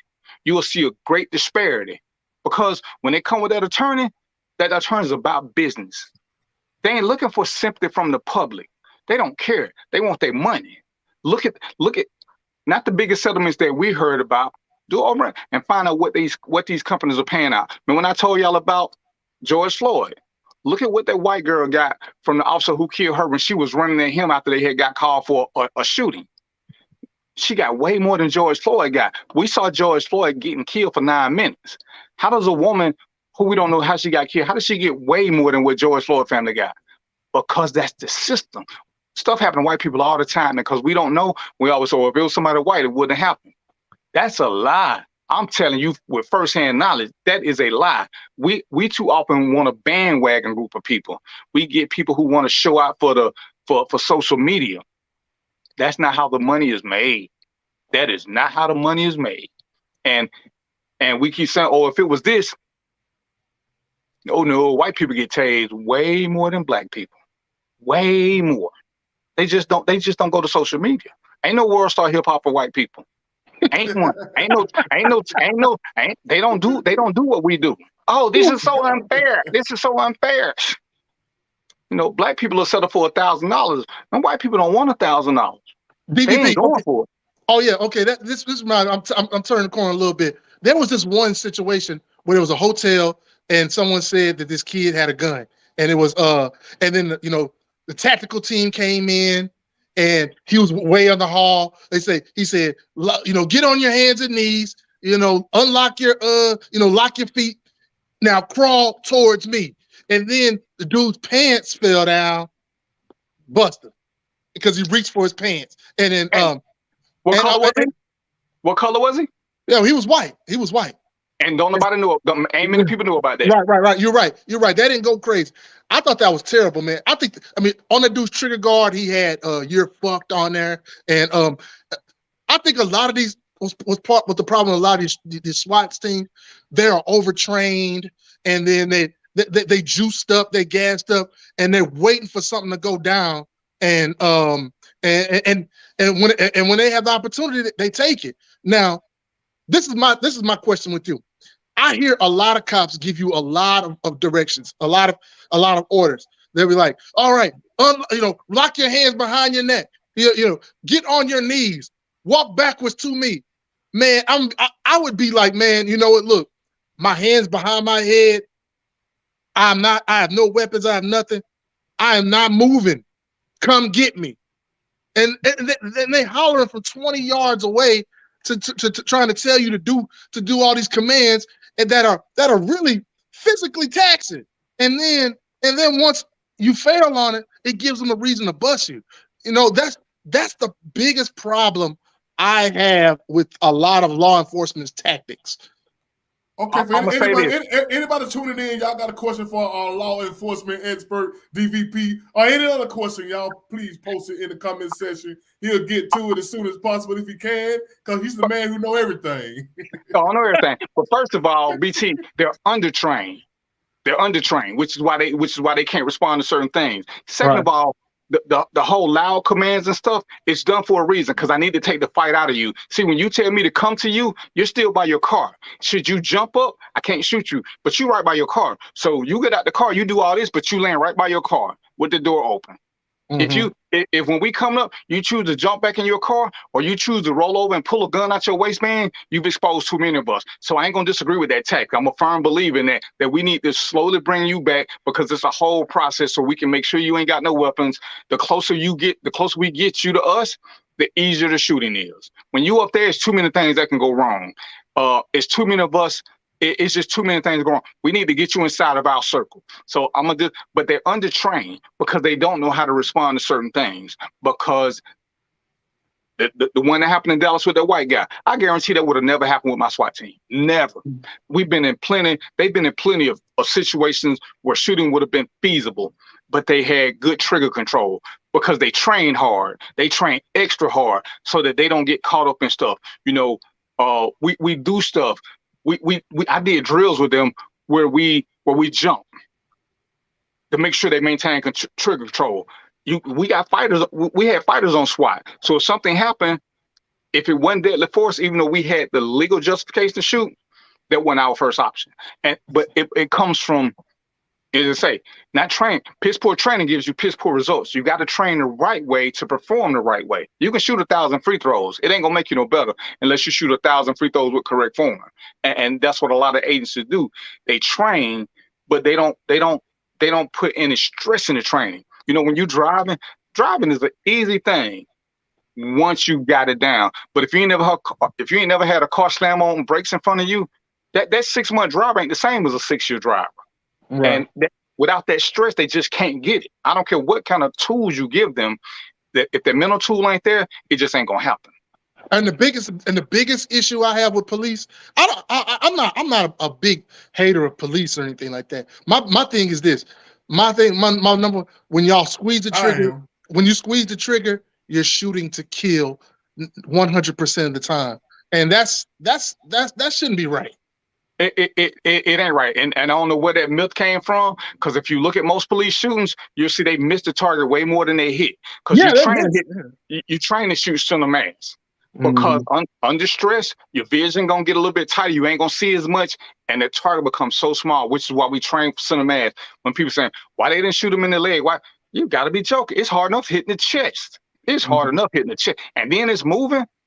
Like I said, I take people to the range who tell me how good they shoot. All I do is put a little stress on them, and I ain't even shooting back. I just move the target back and forth. All of a sudden, they groupings all over the place. The target is the same height, the same width. All I did was move it back 2 yards, pull it up 2 yards. Why are you shooting different? It's still there. If I tell you got 3 seconds to get 2 shots, you start seeing them panic. And that's the difference, because people will say things, and until you add those stresses, everything look good sitting outside. We can watch football and say, man, how they miss that? Because they didn't have no stresses on them. How did they take the wrong angle? They didn't have no stresses on them. Yeah. How can a guy who make $30 million a year shoot 60% from the free throws? He ain't got nothing but time to practice.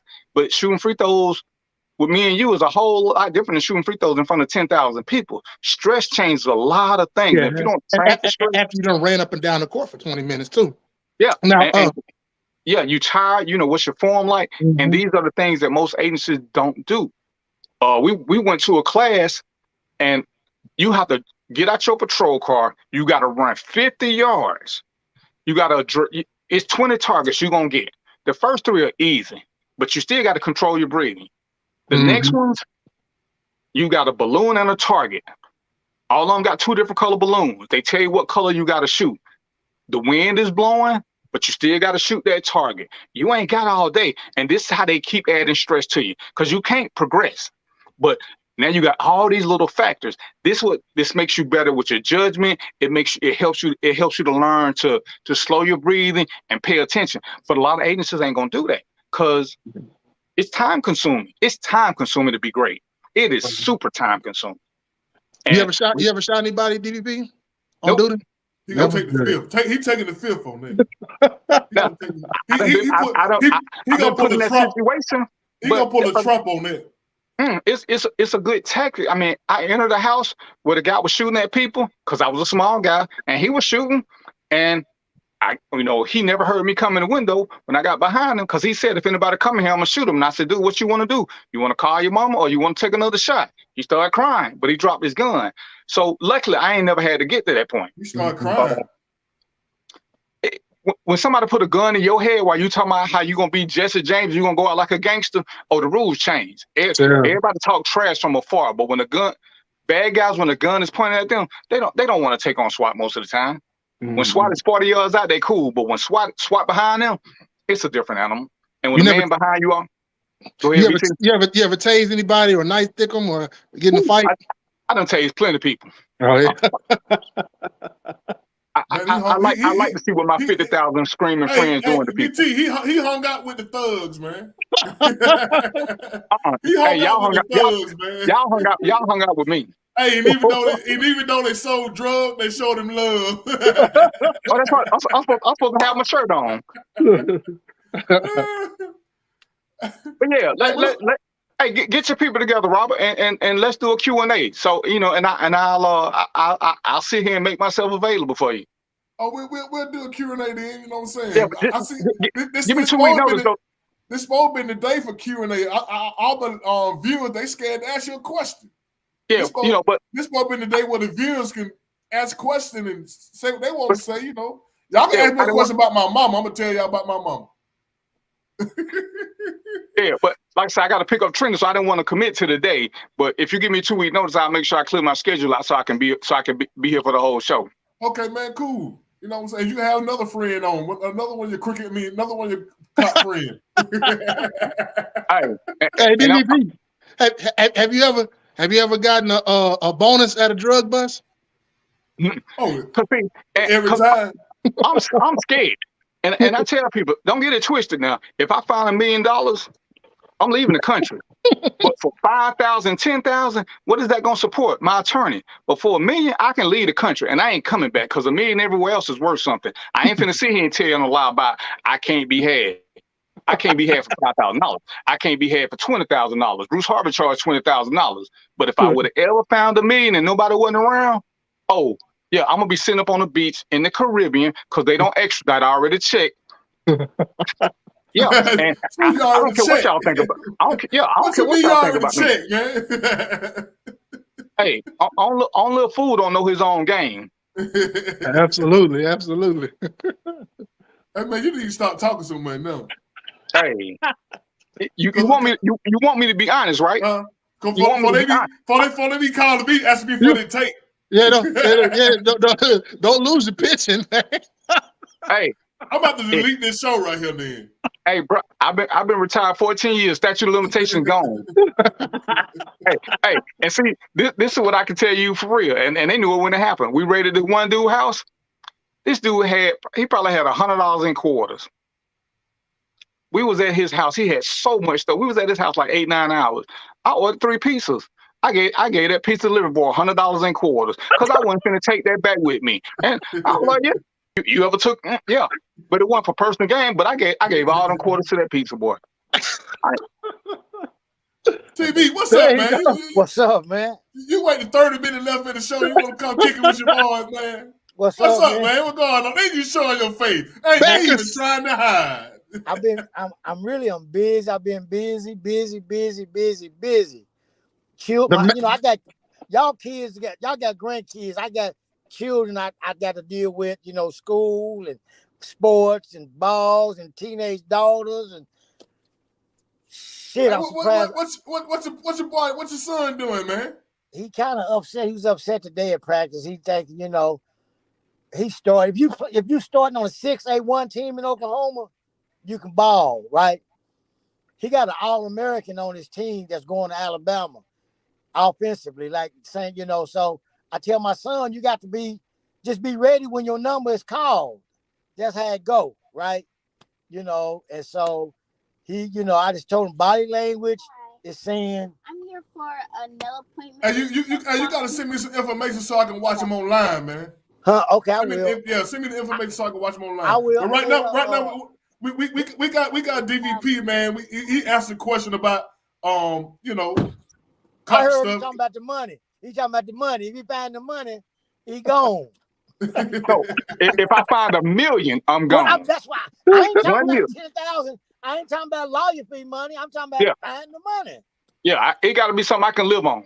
Right. I can live on $1 million in Jamaica for quite a long time. $1 million. Yeah. In Jamaica. It ain't gonna last long over here, but I'm leaving. I'm going to the airport. I'm gonna text my wife. I'm gonna text my mama. They got choices. They got choices. Just your wife and your. How you gonna get $1 million cash on a flight? You better get a boat and drive and ride. No, sir. Anyway, I ain't finna give away all my trade secrets. As long as you don't deposit more than $10,000 at one time in an account, the feds won't even look at you. Hey, where everybody at today? Where everybody? We here, baby. We here, baby. Hey, I want to chop it up before we leave, man. About the Little League shooting at the Akeem Talib brother. Man, I mean, let me talk a little about this. Listen, so hold on, let it play This first. is video of TV. Yaqub Talib getting booked into the Dallas County Jail Monday after police obtained a murder warrant for his arrest. He wanted to turn himself in from the start, but he wanted a chance to talk to his lawyers first. That's Talib's attorney, Clark Birdsall. Mr. Talib feels terrible for the loss of life. Lancaster police said the deadly shooting happened before 9 p.m. Saturday at a preseason Pee Wee football game between the North Dallas United Bobcats and the DEA Dragons. We're told Talib coached for the Bobcats. The victim, Mike Hickman, coached for the Dragons. Witnesses told investigators there was a disagreement between the opposing coaches over calls made by the officials. Video posted to social media shows several adults getting angry and then things getting physical on the field before you hear several gunshots being fired. The 43-year-old Hickman died at the hospital. Lancaster police say they identified Talib as the shooter. He feels terrible the whole thing happened, but I think there are some heavy defensive overtones to what happened out there on that playing field, and in time that'll all come out. When I asked Birdsall if he'd share Talib's side of the story, No, I'll just leave it at what I've said there. documents show Talib was arrested for possession of a firearm by a felon and marijuana in May 2021. Talib is also the brother of former NFL cornerback Aqib Talib, who Birdsall told me was at Saturday's game too, a game that left former UNT star Hickman dead. So there's some anger out there. I can see that on the social media, but they don't know the full story. And when I asked how much longer until we'll know the full story, I couldn't say right now. in Dallas, I'm gonna go on this, then I'm gonna go. Hey, can I say something? Go ahead. All right. Yeah, we listen to you. Yeah, because I got to pull off. I'm somewhere. I was with my daughter. But listen, first of all, I think Brett kind of know those Talib brothers kind of go for bad within the Dallas area, right? That's one. Two, it's a culture in. We got AAU basketball. This is not AAU basketball. It's similar to AAU basketball, but the culture that's a part of that travel football stuff, man, it's on a whole nother level, man. Even with the kids, they have the kids acting like the coaches have the kids acting just like they act, right? And when they be recording the games, you got to see how the coaches act.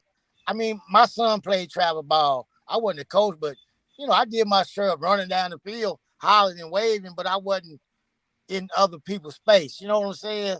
It's like, it's bad, man. And it's big money being involved. I was just about to say that they bet a lot of money. That's one reason I got out of Little League coaching because I saw, you know what I'm saying, in a lot of culture, man. That culture is it's different. I don't even know. I don't even know what to assess it to. You know what I mean? You just it's something that been warped in some of his own, man. Yeah, but I got to go. I'm gonna listen to y'all. Hey man, y'all be blessed, man. I love y'all. Keep doing what y'all doing. If you turn it to sports, I'm gonna be here every week. All right, man. Hey, send me the information, man, about your son. I can watch him online. Okay, I will. Just call me later on, bro. I will. All right. Man, these were 9-year-olds. These were 9-year-olds playing football, man. This is such a disappointment, man. BT, this been going on for a long time, man. Don't act like you didn't know they be betting side money, thousands of dollars side money on each other team, man. And once a ref make a bad call, I mean, you know what I'm saying? Yeah. If you losing, you gonna be pissed off. The Talib brothers, they have and their whole family, they have a reputation of being bullies, man, and they've had issues for a very long time. So this isn't very. I'm not gonna say it's not surprising, but it's something like this is bound to happen. Let me get this in because Trina just landed. One, he was dead wrong. Why you got a gun? See, right. This is that malice murder. You got a gun as a coach at a game. For what? For what? But It because can't. Texas is a carry state. Carry state. That's a carry state. Hey, See, now you don't know. See, now you talking like you against the law now. Brother, where were they at when the shooting happened? In a park.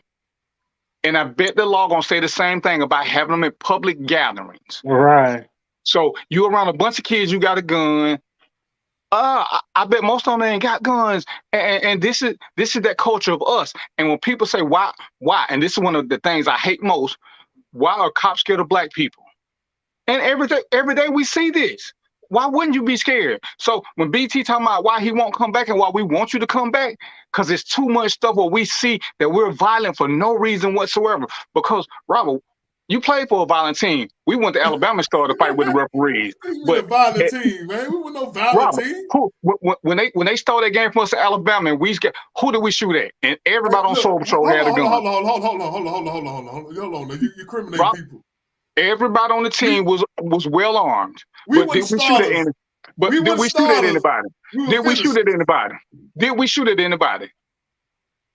When y'all had to be with the sheriff's department, when he got his gun and I started laughing, did y'all shoot? See, there's a line where you got to be responsible for your actions. You can't keep blaming it. We all get mad. We get mad once or twice every day.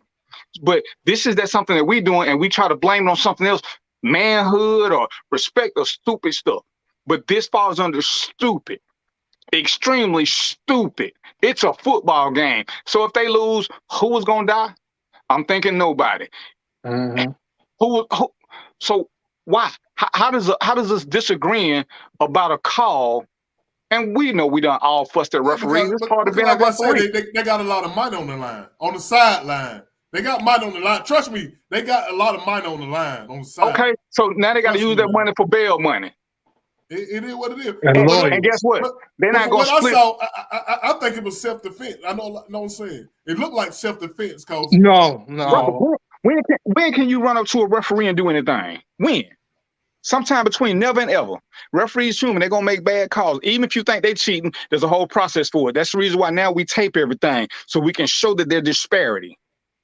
Rob, do you think Talib was getting beaten? I mean, how you gonna say it's self-defense? Well, I was reading a lot of comments in Real Deal, and some of the guys from Dallas, they say he was getting bum rushed, man. His brother was being bum rushed, man. He's retreating and getting bum rushed. So I guess he had the right to do what he pull it out. I'm not saying it's the right thing to do. I'm just saying, in the heat of the battle, when you got this is what I say about all these guns. In the heat of the battle, people gonna use them. And people keep thinking if good people have guns, we safe. Good people is gonna use gun the wrong way too, especially when they feel like they're being disrespected.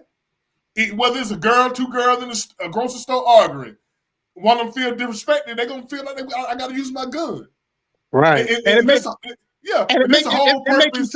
makes you tougher than what you think you are. I mean, like if you're in a situation you don't have a gun, you might back down or de-escalate. But when you got a gun, you're gonna stand tall. You're gonna stand tall. Yeah, exactly. And the Republicans notice, and people like our governor and these Republican governors notice. That's why they flood our community with these guns, because they know they're telling you it's for your protection. But they know when you're angry, you're gonna use that gun. When you feel like you backed in the corner, you're gonna use your gun. I mean, you ain't gonna fight like we used to fight. You know what I'm saying? If he didn't have a gun, it would just been a fist brawl. Right. And everybody went home, but he had a gun. He felt like he was cornered with his gun. You know what I'm saying? So first thing he gonna do, y'all get back. You know what I'm saying? In the heat of the battle, and they know this, man. That's why I'm trying to. I say this every show, man. These guns are. They're not too. Most of these people get gun for protection. That makes you think this gun is protecting you, but it's for you to use when you're angry with somebody like a neighbor or something. You know what I'm saying? Exactly. And people try to hide behind the Second Amendment, and that's not even what the Second Amendment is for. All the Second Amendment says is that you have the right to bear arms. That's if you're in a regulated militia. Like if in your neighborhood there's an armory, then you can bear arms. But it's not for. It wasn't meant for you to have a shed out back with a bunch of guns or carry guns to the grocery store and stuff like that. That's not what the spirit of the amendment was. You know, and it bothers me. And it bothers me when people try to twist it into that, man. It really does. Yeah, I was reading a lot of comments in the Real Deals sports group, and a lot of some of the guys was mixed. It seemed like it was a lot of, you know, this side of town versus this side of town. You know what I'm saying? Yeah, it was probably the north side, south side thing. Yeah, like, yeah. So I didn't make no comments in it because I don't know how they roll in that. You know what I'm saying? Right. It's not. I mean, Lancaster, man, is a suburb, and Talib, they from. I mean, I think they're from originally Hamilton Park, but which is kind of like a hood in Dallas, but they don't live there now. You know what I'm saying? Those guys got money. They live in the suburbs up there, and I don't know, man. All that drama, it's not what's going on. I don't know, man. It's not worth it. It's not worth it. These dudes to lead and them, they like a few years younger than me. You know, they too old for that type stuff, man. I mean, you too old. If you're 21, 22 years old and you hot-headed and little things set you off, okay, you ignorant young kid. You know what I'm saying? But with age comes wisdom, man. You got to be able to know how to handle things. You know why are you? I don't know, man. I don't know. But I don't see plenty of confrontation over these little league games, man. I'm talking about 6 and under game, man, and they paying these kids like, hey, you score them in a touchdown, I'm gonna give you X amount of dollars. You know what I'm saying? And I see stuff like that going on in the background. That's one reason why I stopped coaching little league ball, because I didn't like the behind the scenes stuff, because I didn't want to get caught up in it. You know what I'm saying? Because I know you know what I'm saying. And somebody in my group asked, is that our culture? Well, it's not our culture. It's American culture. It's not just, man, it's not just black folks that do this.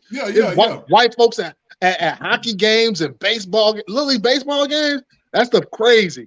And, you know, it's Hispanics in the park on Sundays at soccer games. You know what I'm saying? It's everybody that does this.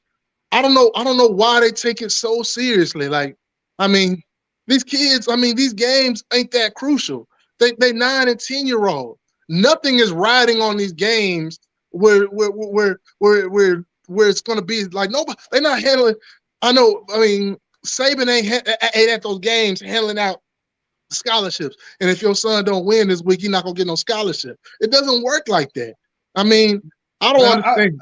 I was seeing folk pulling guns out because their kids didn't get enough playing time. Right. You know what I'm saying? Man, wow. Just put him on another team. Yeah, and a lot of people take these little league games serious, man. I'm talking about like real serious. You know what I'm saying? Like, why my boy on the sideline? You know what I'm saying? And they get into it with coaches, man, and these folk pulling out guns and everything.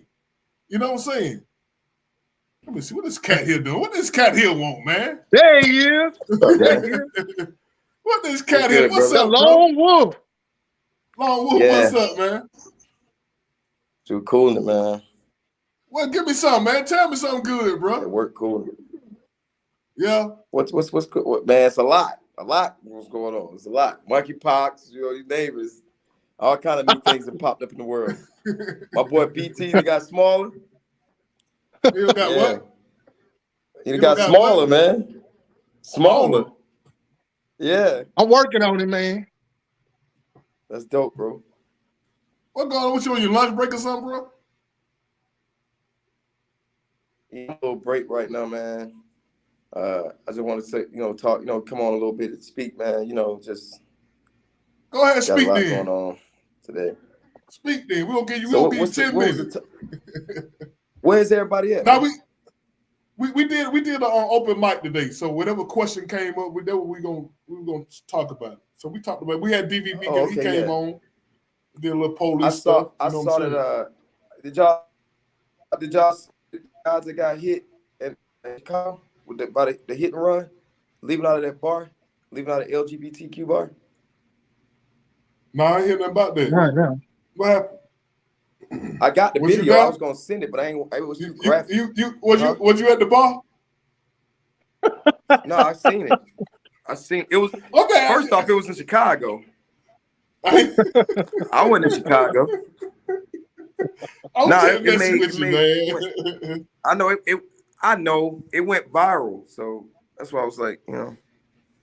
No, but I ain't hear nothing about that though. Yeah, I got the video. Yeah, it was crazy. Yeah. Yeah, it was sad, man. They died on site, bro. Somebody just drove a car into an LGBTQ bar.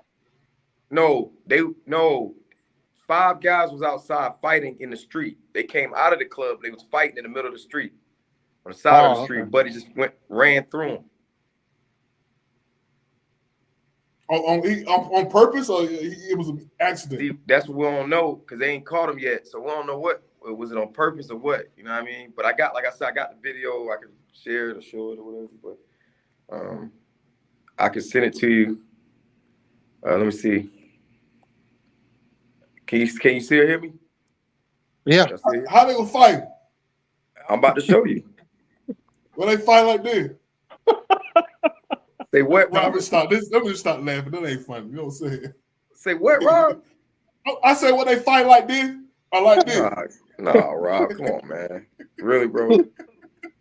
Wow, man. You're a wild cat. Hey, y'all have any questions? Ask us, y'all. We just having fun. You know what I'm saying? Got money to bond. Got time to bond, having fun. You know what I'm saying? But look, I appreciate everybody tuning in, though.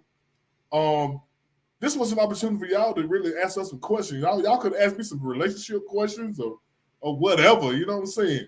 I just sent it to you, bro. I sent it to your regular phone. Let me see. Yeah, I sent it to your. I don't know how to do it. I don't know how to do it on my regular phone, bro. For real. Okay. Well, but look, when you coming back, bro? Man, I'm trying my best, bro, to get back. But they got you in the field hard, bro. Oh, really? You know, yeah. They do. Okay, I got it right here, bro. I just sent it to you on Messenger. I sent it to you on Messenger on Overflow. Here it goes. I just sent it to you. So that's it right there. You can see it if you could pull it up. It's 1 minute. It's on the Overflow page. I don't like it. You know I have trouble getting stuff on here, man.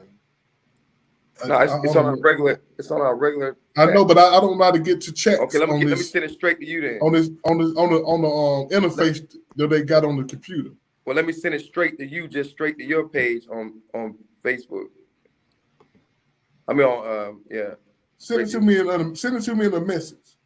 I just sent it to you on your messenger, on your regular messenger. Should have popped right up. See it?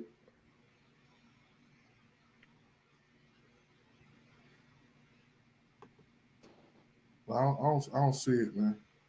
It's in your regular messenger on Facebook. But don't say my Facebook. My Facebook online is set up different from on the phone. So I you know what I'm saying. Okay, but we'll chop it up next week then, man. I'm gonna send it to BT. BT, you know how to pull it up? I want a BT know how to pull it up. I just sent it to him. BT should know how to pull it up. I sent it to your regular page, BT. But he can't play it. He can share it. Well, how what you call it? Be doing it in Jermaine? I can't hear you guys. I think Jermaine do it from his computer. Oh, I sent you the video, BT, to play it because he can't play it. I sent it to him. Did you get it? I'm gonna leave and come back. BT said he can't hear nothing, man. Okay. But anyway, man. Yeah, whatever. Yeah, man. But everything cool, bro. I see how Miss Matthew put that Falcon head up burning, man. You know I had to get on her, man. Oh yeah, I saw that, man. Yeah, I had to get her, bro. Where you know her from? Man, I've been knowing her for years, man. Yeah. Yeah. I used to her sister, her older sister. No, you say you used to like her. Nah, I mean, she was just real, you know what I mean? You can't even lie, bro. You can't even lie. You can't even lie about it. You just said that. I had a crush on her older sister, man. On her older sister? Yeah, one of us. You on the light. I have to show it to you. I don't know. Hell, she down to 50. Damn, bro, you gonna put out there like that? How you had a crush on a 50-year-old older sister? Nah, she.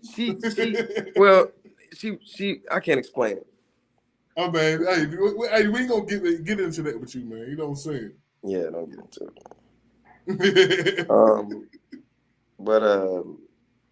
Yeah. But look, I got a question for y'all though. I kind of like a relationship question. Oh God. How long do you date somebody before you consider them as your girl or something? How long does it vary? Like you start dating somebody, you know what I'm saying? How long do you say this is my girl? I'll say within months, years. I'll say within 2 months. 90 days. I'll say 3 months. Yeah, that's about 3 right. months. Yeah. Yeah, before I'm ready to make a commitment. Yeah. So what did y'all just hitting it right off? You know what I'm saying? I know. But see, sometimes that leads to problems when you hit it right off. You can have that kind of energy, and I'd have met women like that. I hit it right off, but things that messed up the situation where they probably had to move or they stayed far away when we had a good connection, but we never got together. You know what I mean? That can happen. Or you can just meet a woman and hit it right off, and that's rare though. When a woman really look at you and be like, "I love you to death. I want to be with you. You the only one." That shit is like a diamond in the rough. Nowadays. You know. So what if you with somebody like over a year and y'all ain't called it yet? You know what I'm saying? Do you walk? Is it time to let that go? Or I just kind of take my time. I take my time. You just take that for what it is. I take my time. So what's taking your time though? Is it a feeling? Is it a time limit or a feeling? Yeah, it's just you don't want to mess nothing up. You don't want to rush nothing too fast. You got to get to know that person. It's just like when you move in with a person. That's how you really know a person when you move in with a person, because you know everything they're about when you move in with them. You know, they say you know a person when you move in with them. So you have to move in with somebody to know about. No, I'm saying when you get in those kind of situations, you really get to know that person, like how they really are. The do's and don'ts, their critiques, they pet peeves. You know what I mean? So I kind of like stay away from them for a minute. We just have I'll be in my place and she be at her place, and we kind of just get to feel each other out before we make a big step. Like my boy doing it now. He moving his girl right now. They trying to move to a house out here. She living in Tennessee, and he been with her like, dang, they ain't been together a year yet, maybe a year, 2 years. They ain't been together that long. Now she gonna move down here. They about to get a house together. And long distance is dangerous, man, because man. No, it was in Tennessee. He drove every week. He drove every week. Yeah, like I had a situation like that, man. I was living with a girl. I got engaged to somebody that lived 3 hours from me. Every other weekend I was up there, or she was down here or whatever. Yeah, that shit don't work. And then when I moved up there, it was a nightmare. No, it was a nightmare. And I just said that. That's why I just said. And I had a girl that what's she turning into the boogeyman on you? Yeah, because I'd only known her representative for the first year and a half. And that's what I said. I had a girl from Humboldt, Kansas. It was a 28.5-hour ride on Greyhound. I did that shit 5 times. Woo! Never came to see me one time. Yep.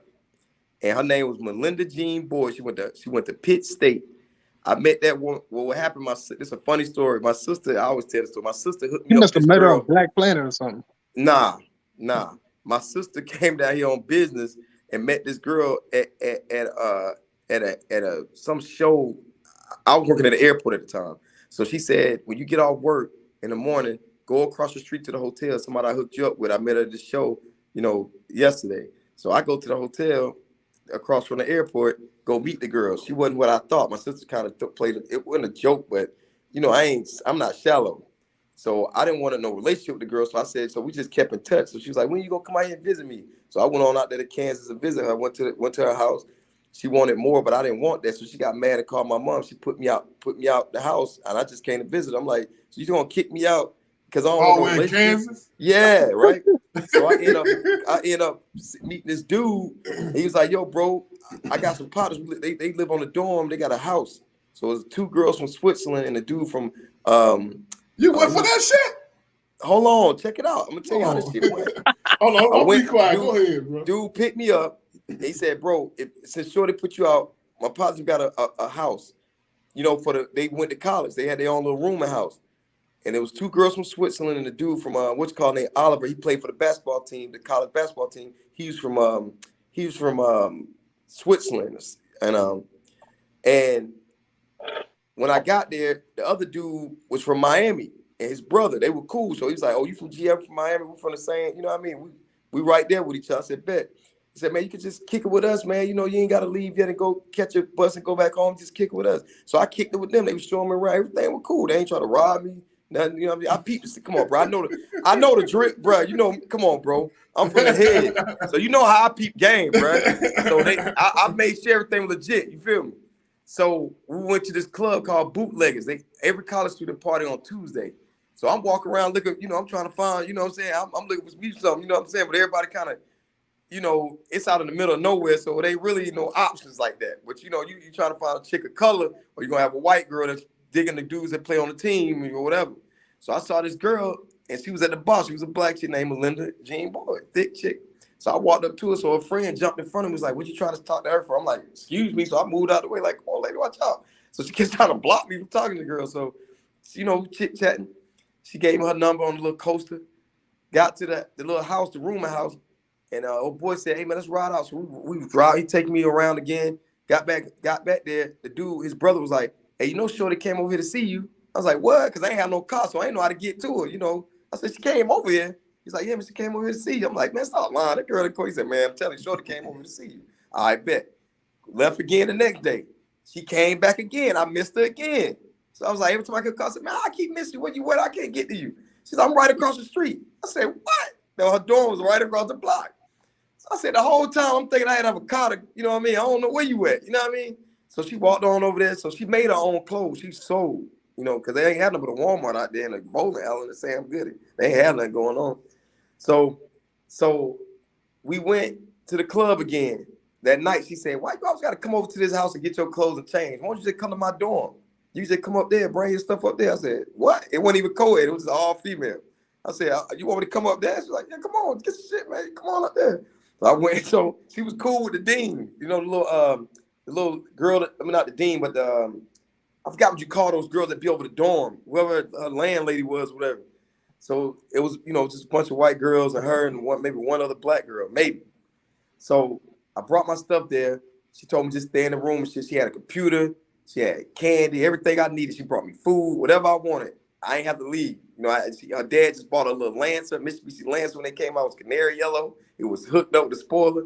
So I drove around. So I told her, I said, "Hey, man, I got to go home. You know what I'm saying? I can't be here. I ain't got no job. You know what I'm saying? This shit, I got to go home. You can't kick me up, locked up in this joint. You know what I mean? I got to go." So she was like, you know what I mean? What the moral of this motherfucker, man? Damn. I'm telling you a good story. Let me finish, brother. The story good. So I go. I'm walking. Hey, we ain't got the goddamn 2, 3, 4 minutes. Goddamn. Well, the moral story is that I went home, bro. I went home. She kept me with 5,000-minute phone calls. I called. I did that. I kept going to see her, until eventually somebody got her, bro. She married the guy and then they divorced. You know what I'm saying? So you did all that and you lost her. Well, I mean, she wasn't trying to move here. I wasn't trying to move there. You know what I mean? So you know what I'm saying? You told her all this to tell her you lost a girl. But if you would have listened to the story, I would have told you how it would have got better. It would have got more entertaining. I'm trying to figure out how you trusted some dude you ain't never met in an Kansas City, whatever. Because, bruh, they was. You sound like you a bankhead. Now that ain't no bankhead move right now. Listen. I'm still hey, dog, here. hey, look, dog. I'm on that thing smoking, dog. I holler at y'all, man. You're not listening. I know green guys from real guys. I know dudes who scammers. Listen, and guess what? It came out perfect. I had someone lay my head. They had a nice house. I had the 2 women from Brazil. It worked that time. But nowadays, you can't do that like that. I mean, come on. but you know, back then it was a little bit more free. You know what I mean? Then we're in the middle of nowhere. They went to college. They ain't trying to mess up their college career with no bull crap, man. Oh shit, me. I was good. Trust me. God Hey was man, with but me. look, man, it's good to see you. It's good to see you again. Man. I ain't seen you in a minute, man.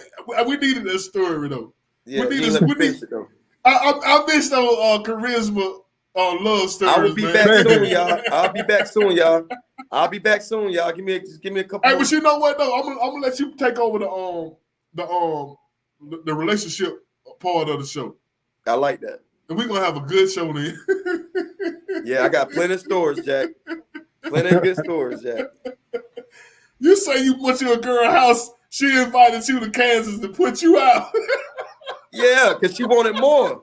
I ain't give it to her, Rob. Well, You know what she wanted. She You know wanted what to she have wanted. sex. She wanted to have sex. Yeah, I ain't want to do that. And you went all the way out there to have sex. I just wanted to keep it on a friend level. You went all the way out there and didn't do You went all the way out there and didn't want to have sex. Just friend level, brother. Everybody ain't everything you know ain't meant what, to bro? be hit. She supposed Everything to put ain't you meant out, to be man. hit. She supposed Everything to ain't put your meant to be ass hit. out. She supposed Everything to ain't put meant your to be ass hit. out. Hey, everything ain't meant to be hit. You understand me? You see what just happened to the dude who just got stabbed up by the chick, right? Hey, you ain't see that on news? I'm just having fun, man. I know. Look, I ain't Yeah, saying you can't put it on everybody, man, because some folks will nut up, man. They'll probably kill you. But you have some unbelievable stories, though, man. Yeah, man. Crazy. I got some, brother. I'm gonna tell you, you gotta start dropping numbers and names and stuff, man. No, I ain't doing that. We gotta verify something. I ain't doing that. I ain't dropping no names. All right, man. We at 9 o'clock, man. Let's get some give me let's do some what we do. Party comments. Party comments, man. You get all hollering. Man, let me get mine in so we can get out of here, man. Damn, man, you made my whole break. Go ahead, BT. All right, my people, man, use your head. We live in the South. we live in the South, and all these laws are coming in for open carry. Err on the side of caution. Everything doesn't need your pistol. Every place you need to go doesn't need your pistol. If somebody cuts you off and throws the finger at you, just let them make it. Don't lay on the horn on them. Don't try to sideswipe them or cut them off. Just let them let people make it. And man, err on the side of love, man. And that's all I gotta say. I'm out. I love y'all. All right, peace out, my brother. Peace out, my brother BT. Hey man, it's so good to see you again, my brother, man. You know how we kick it, man. You know, I know, man. I miss you, brother. We just have fun. Well, I ain't laughed since you've been gone, man. Bro, we got to get that group thing together where everybody can meet each other, man. Hey, we got to meet each other right here first. Well, you wild, boy. I ain't seen my girls in 2 weeks, man. Who? You know, I ain't seen Ann and Kirsten in like 2 weeks, man. What? I ain't seen Ann in about 3 weeks. Dang. I'm about to call Ann and see what's up with Ann, man. You know, but where's Jay and Jerome? Oh, Jermaine, he had a dip. You know, everybody in and out. You know what I'm saying? I'm thinking about moving to like a sports talk, man. You know what I'm saying? Because I got a lot of people inquiring about that. So, you know what I'm saying? That'd be dope. So maybe, you know what I'm saying, maybe in a couple of months. Yeah, maybe like when season start, we'll switch over to sports. Yeah. And you know what I'm saying? Something like that. So, but anyway, man, what's your part comment, man? Good to see you, bro. What you got on hand? Yeah, man. Like I said, BT hit it on the nail, man. Everybody think because, you know, the governor that passes open care stuff, man, it's still a trap. So don't think because it's open care, you just get open season too.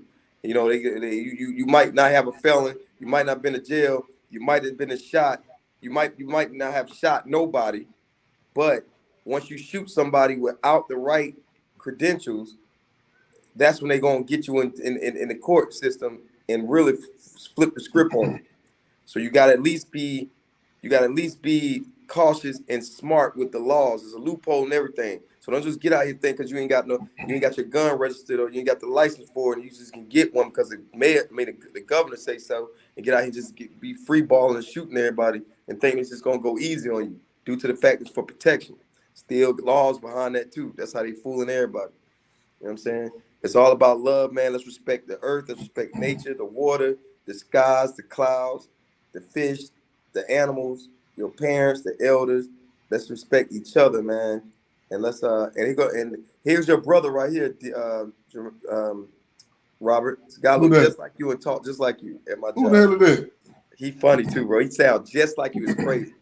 It's the weirdest thing. I ain't gonna say a dude sound like me. Cause he do. Y'all talk the same way. I don't know why. What are they at then? He right here. Tell nigga get on the screen then. Hello. Let me see, nigga. Hey, Sam, is Dwayne right there? Dwayne. Tell Dwayne to come with the glasses, tall guy. Yeah. He come. Yeah, man, it's weird. I was like, why he sound like you? That sounds weird to me. I was like, bro, why you sound like Rob? That sounds crazy. It's weird. And he wear glasses. And he tall. It's like, hey, these reading glasses, man. I don't really want no glasses. Well, he wear glasses, but it's I funny need to wear glasses, but I need glasses to see this screen all night. Yeah, well, yeah. I look smart with glasses too, man. Yeah, I gotta get mine, man. I know I look smart with glasses, man. I gotta get mine. I look GQ with glasses on. Don't I, y'all? Say yes. Y'all text yes, man. I don't know where he went, but well, anyway, man, it's time for the holiday. It's time to get up out of here, man. Yeah. But I'll see you, man. It's good to see you, though, man. You know what I'm saying? Yeah. What time your lunch break is? Yeah. It's over at 9:07, 9:08. I got to go do some work, some big work. Big work. Yeah, big work, bro. So what you been doing? Little work? Yeah, because he always add me to these kind of missions. Because I'm the greatest, the best. So he like, oh, Charisma, I need to talk to you about something that's going on. I'm gonna get you a team of 5, and you know, I try to sauce it up. Yeah. You gonna call them the great? And you just was saying they wasn't nothing a couple of weeks ago. Who? Who was saying that? You were saying how dirty they were. Oh no. You talking about the right job or the last job I had? I'm talking about the last job, not this job. Okay. I'm talking about that home chef's bull crap. That's a horrible job. That's the worst job. Hey, what's up, boo? That's the worst job known in mankind. Besides plagium, plagium and silver line. That's worse. All right, bro. We over time, man. I gotta get up out of here, man. All right, brother. Love you, brother. I love you too, my brother.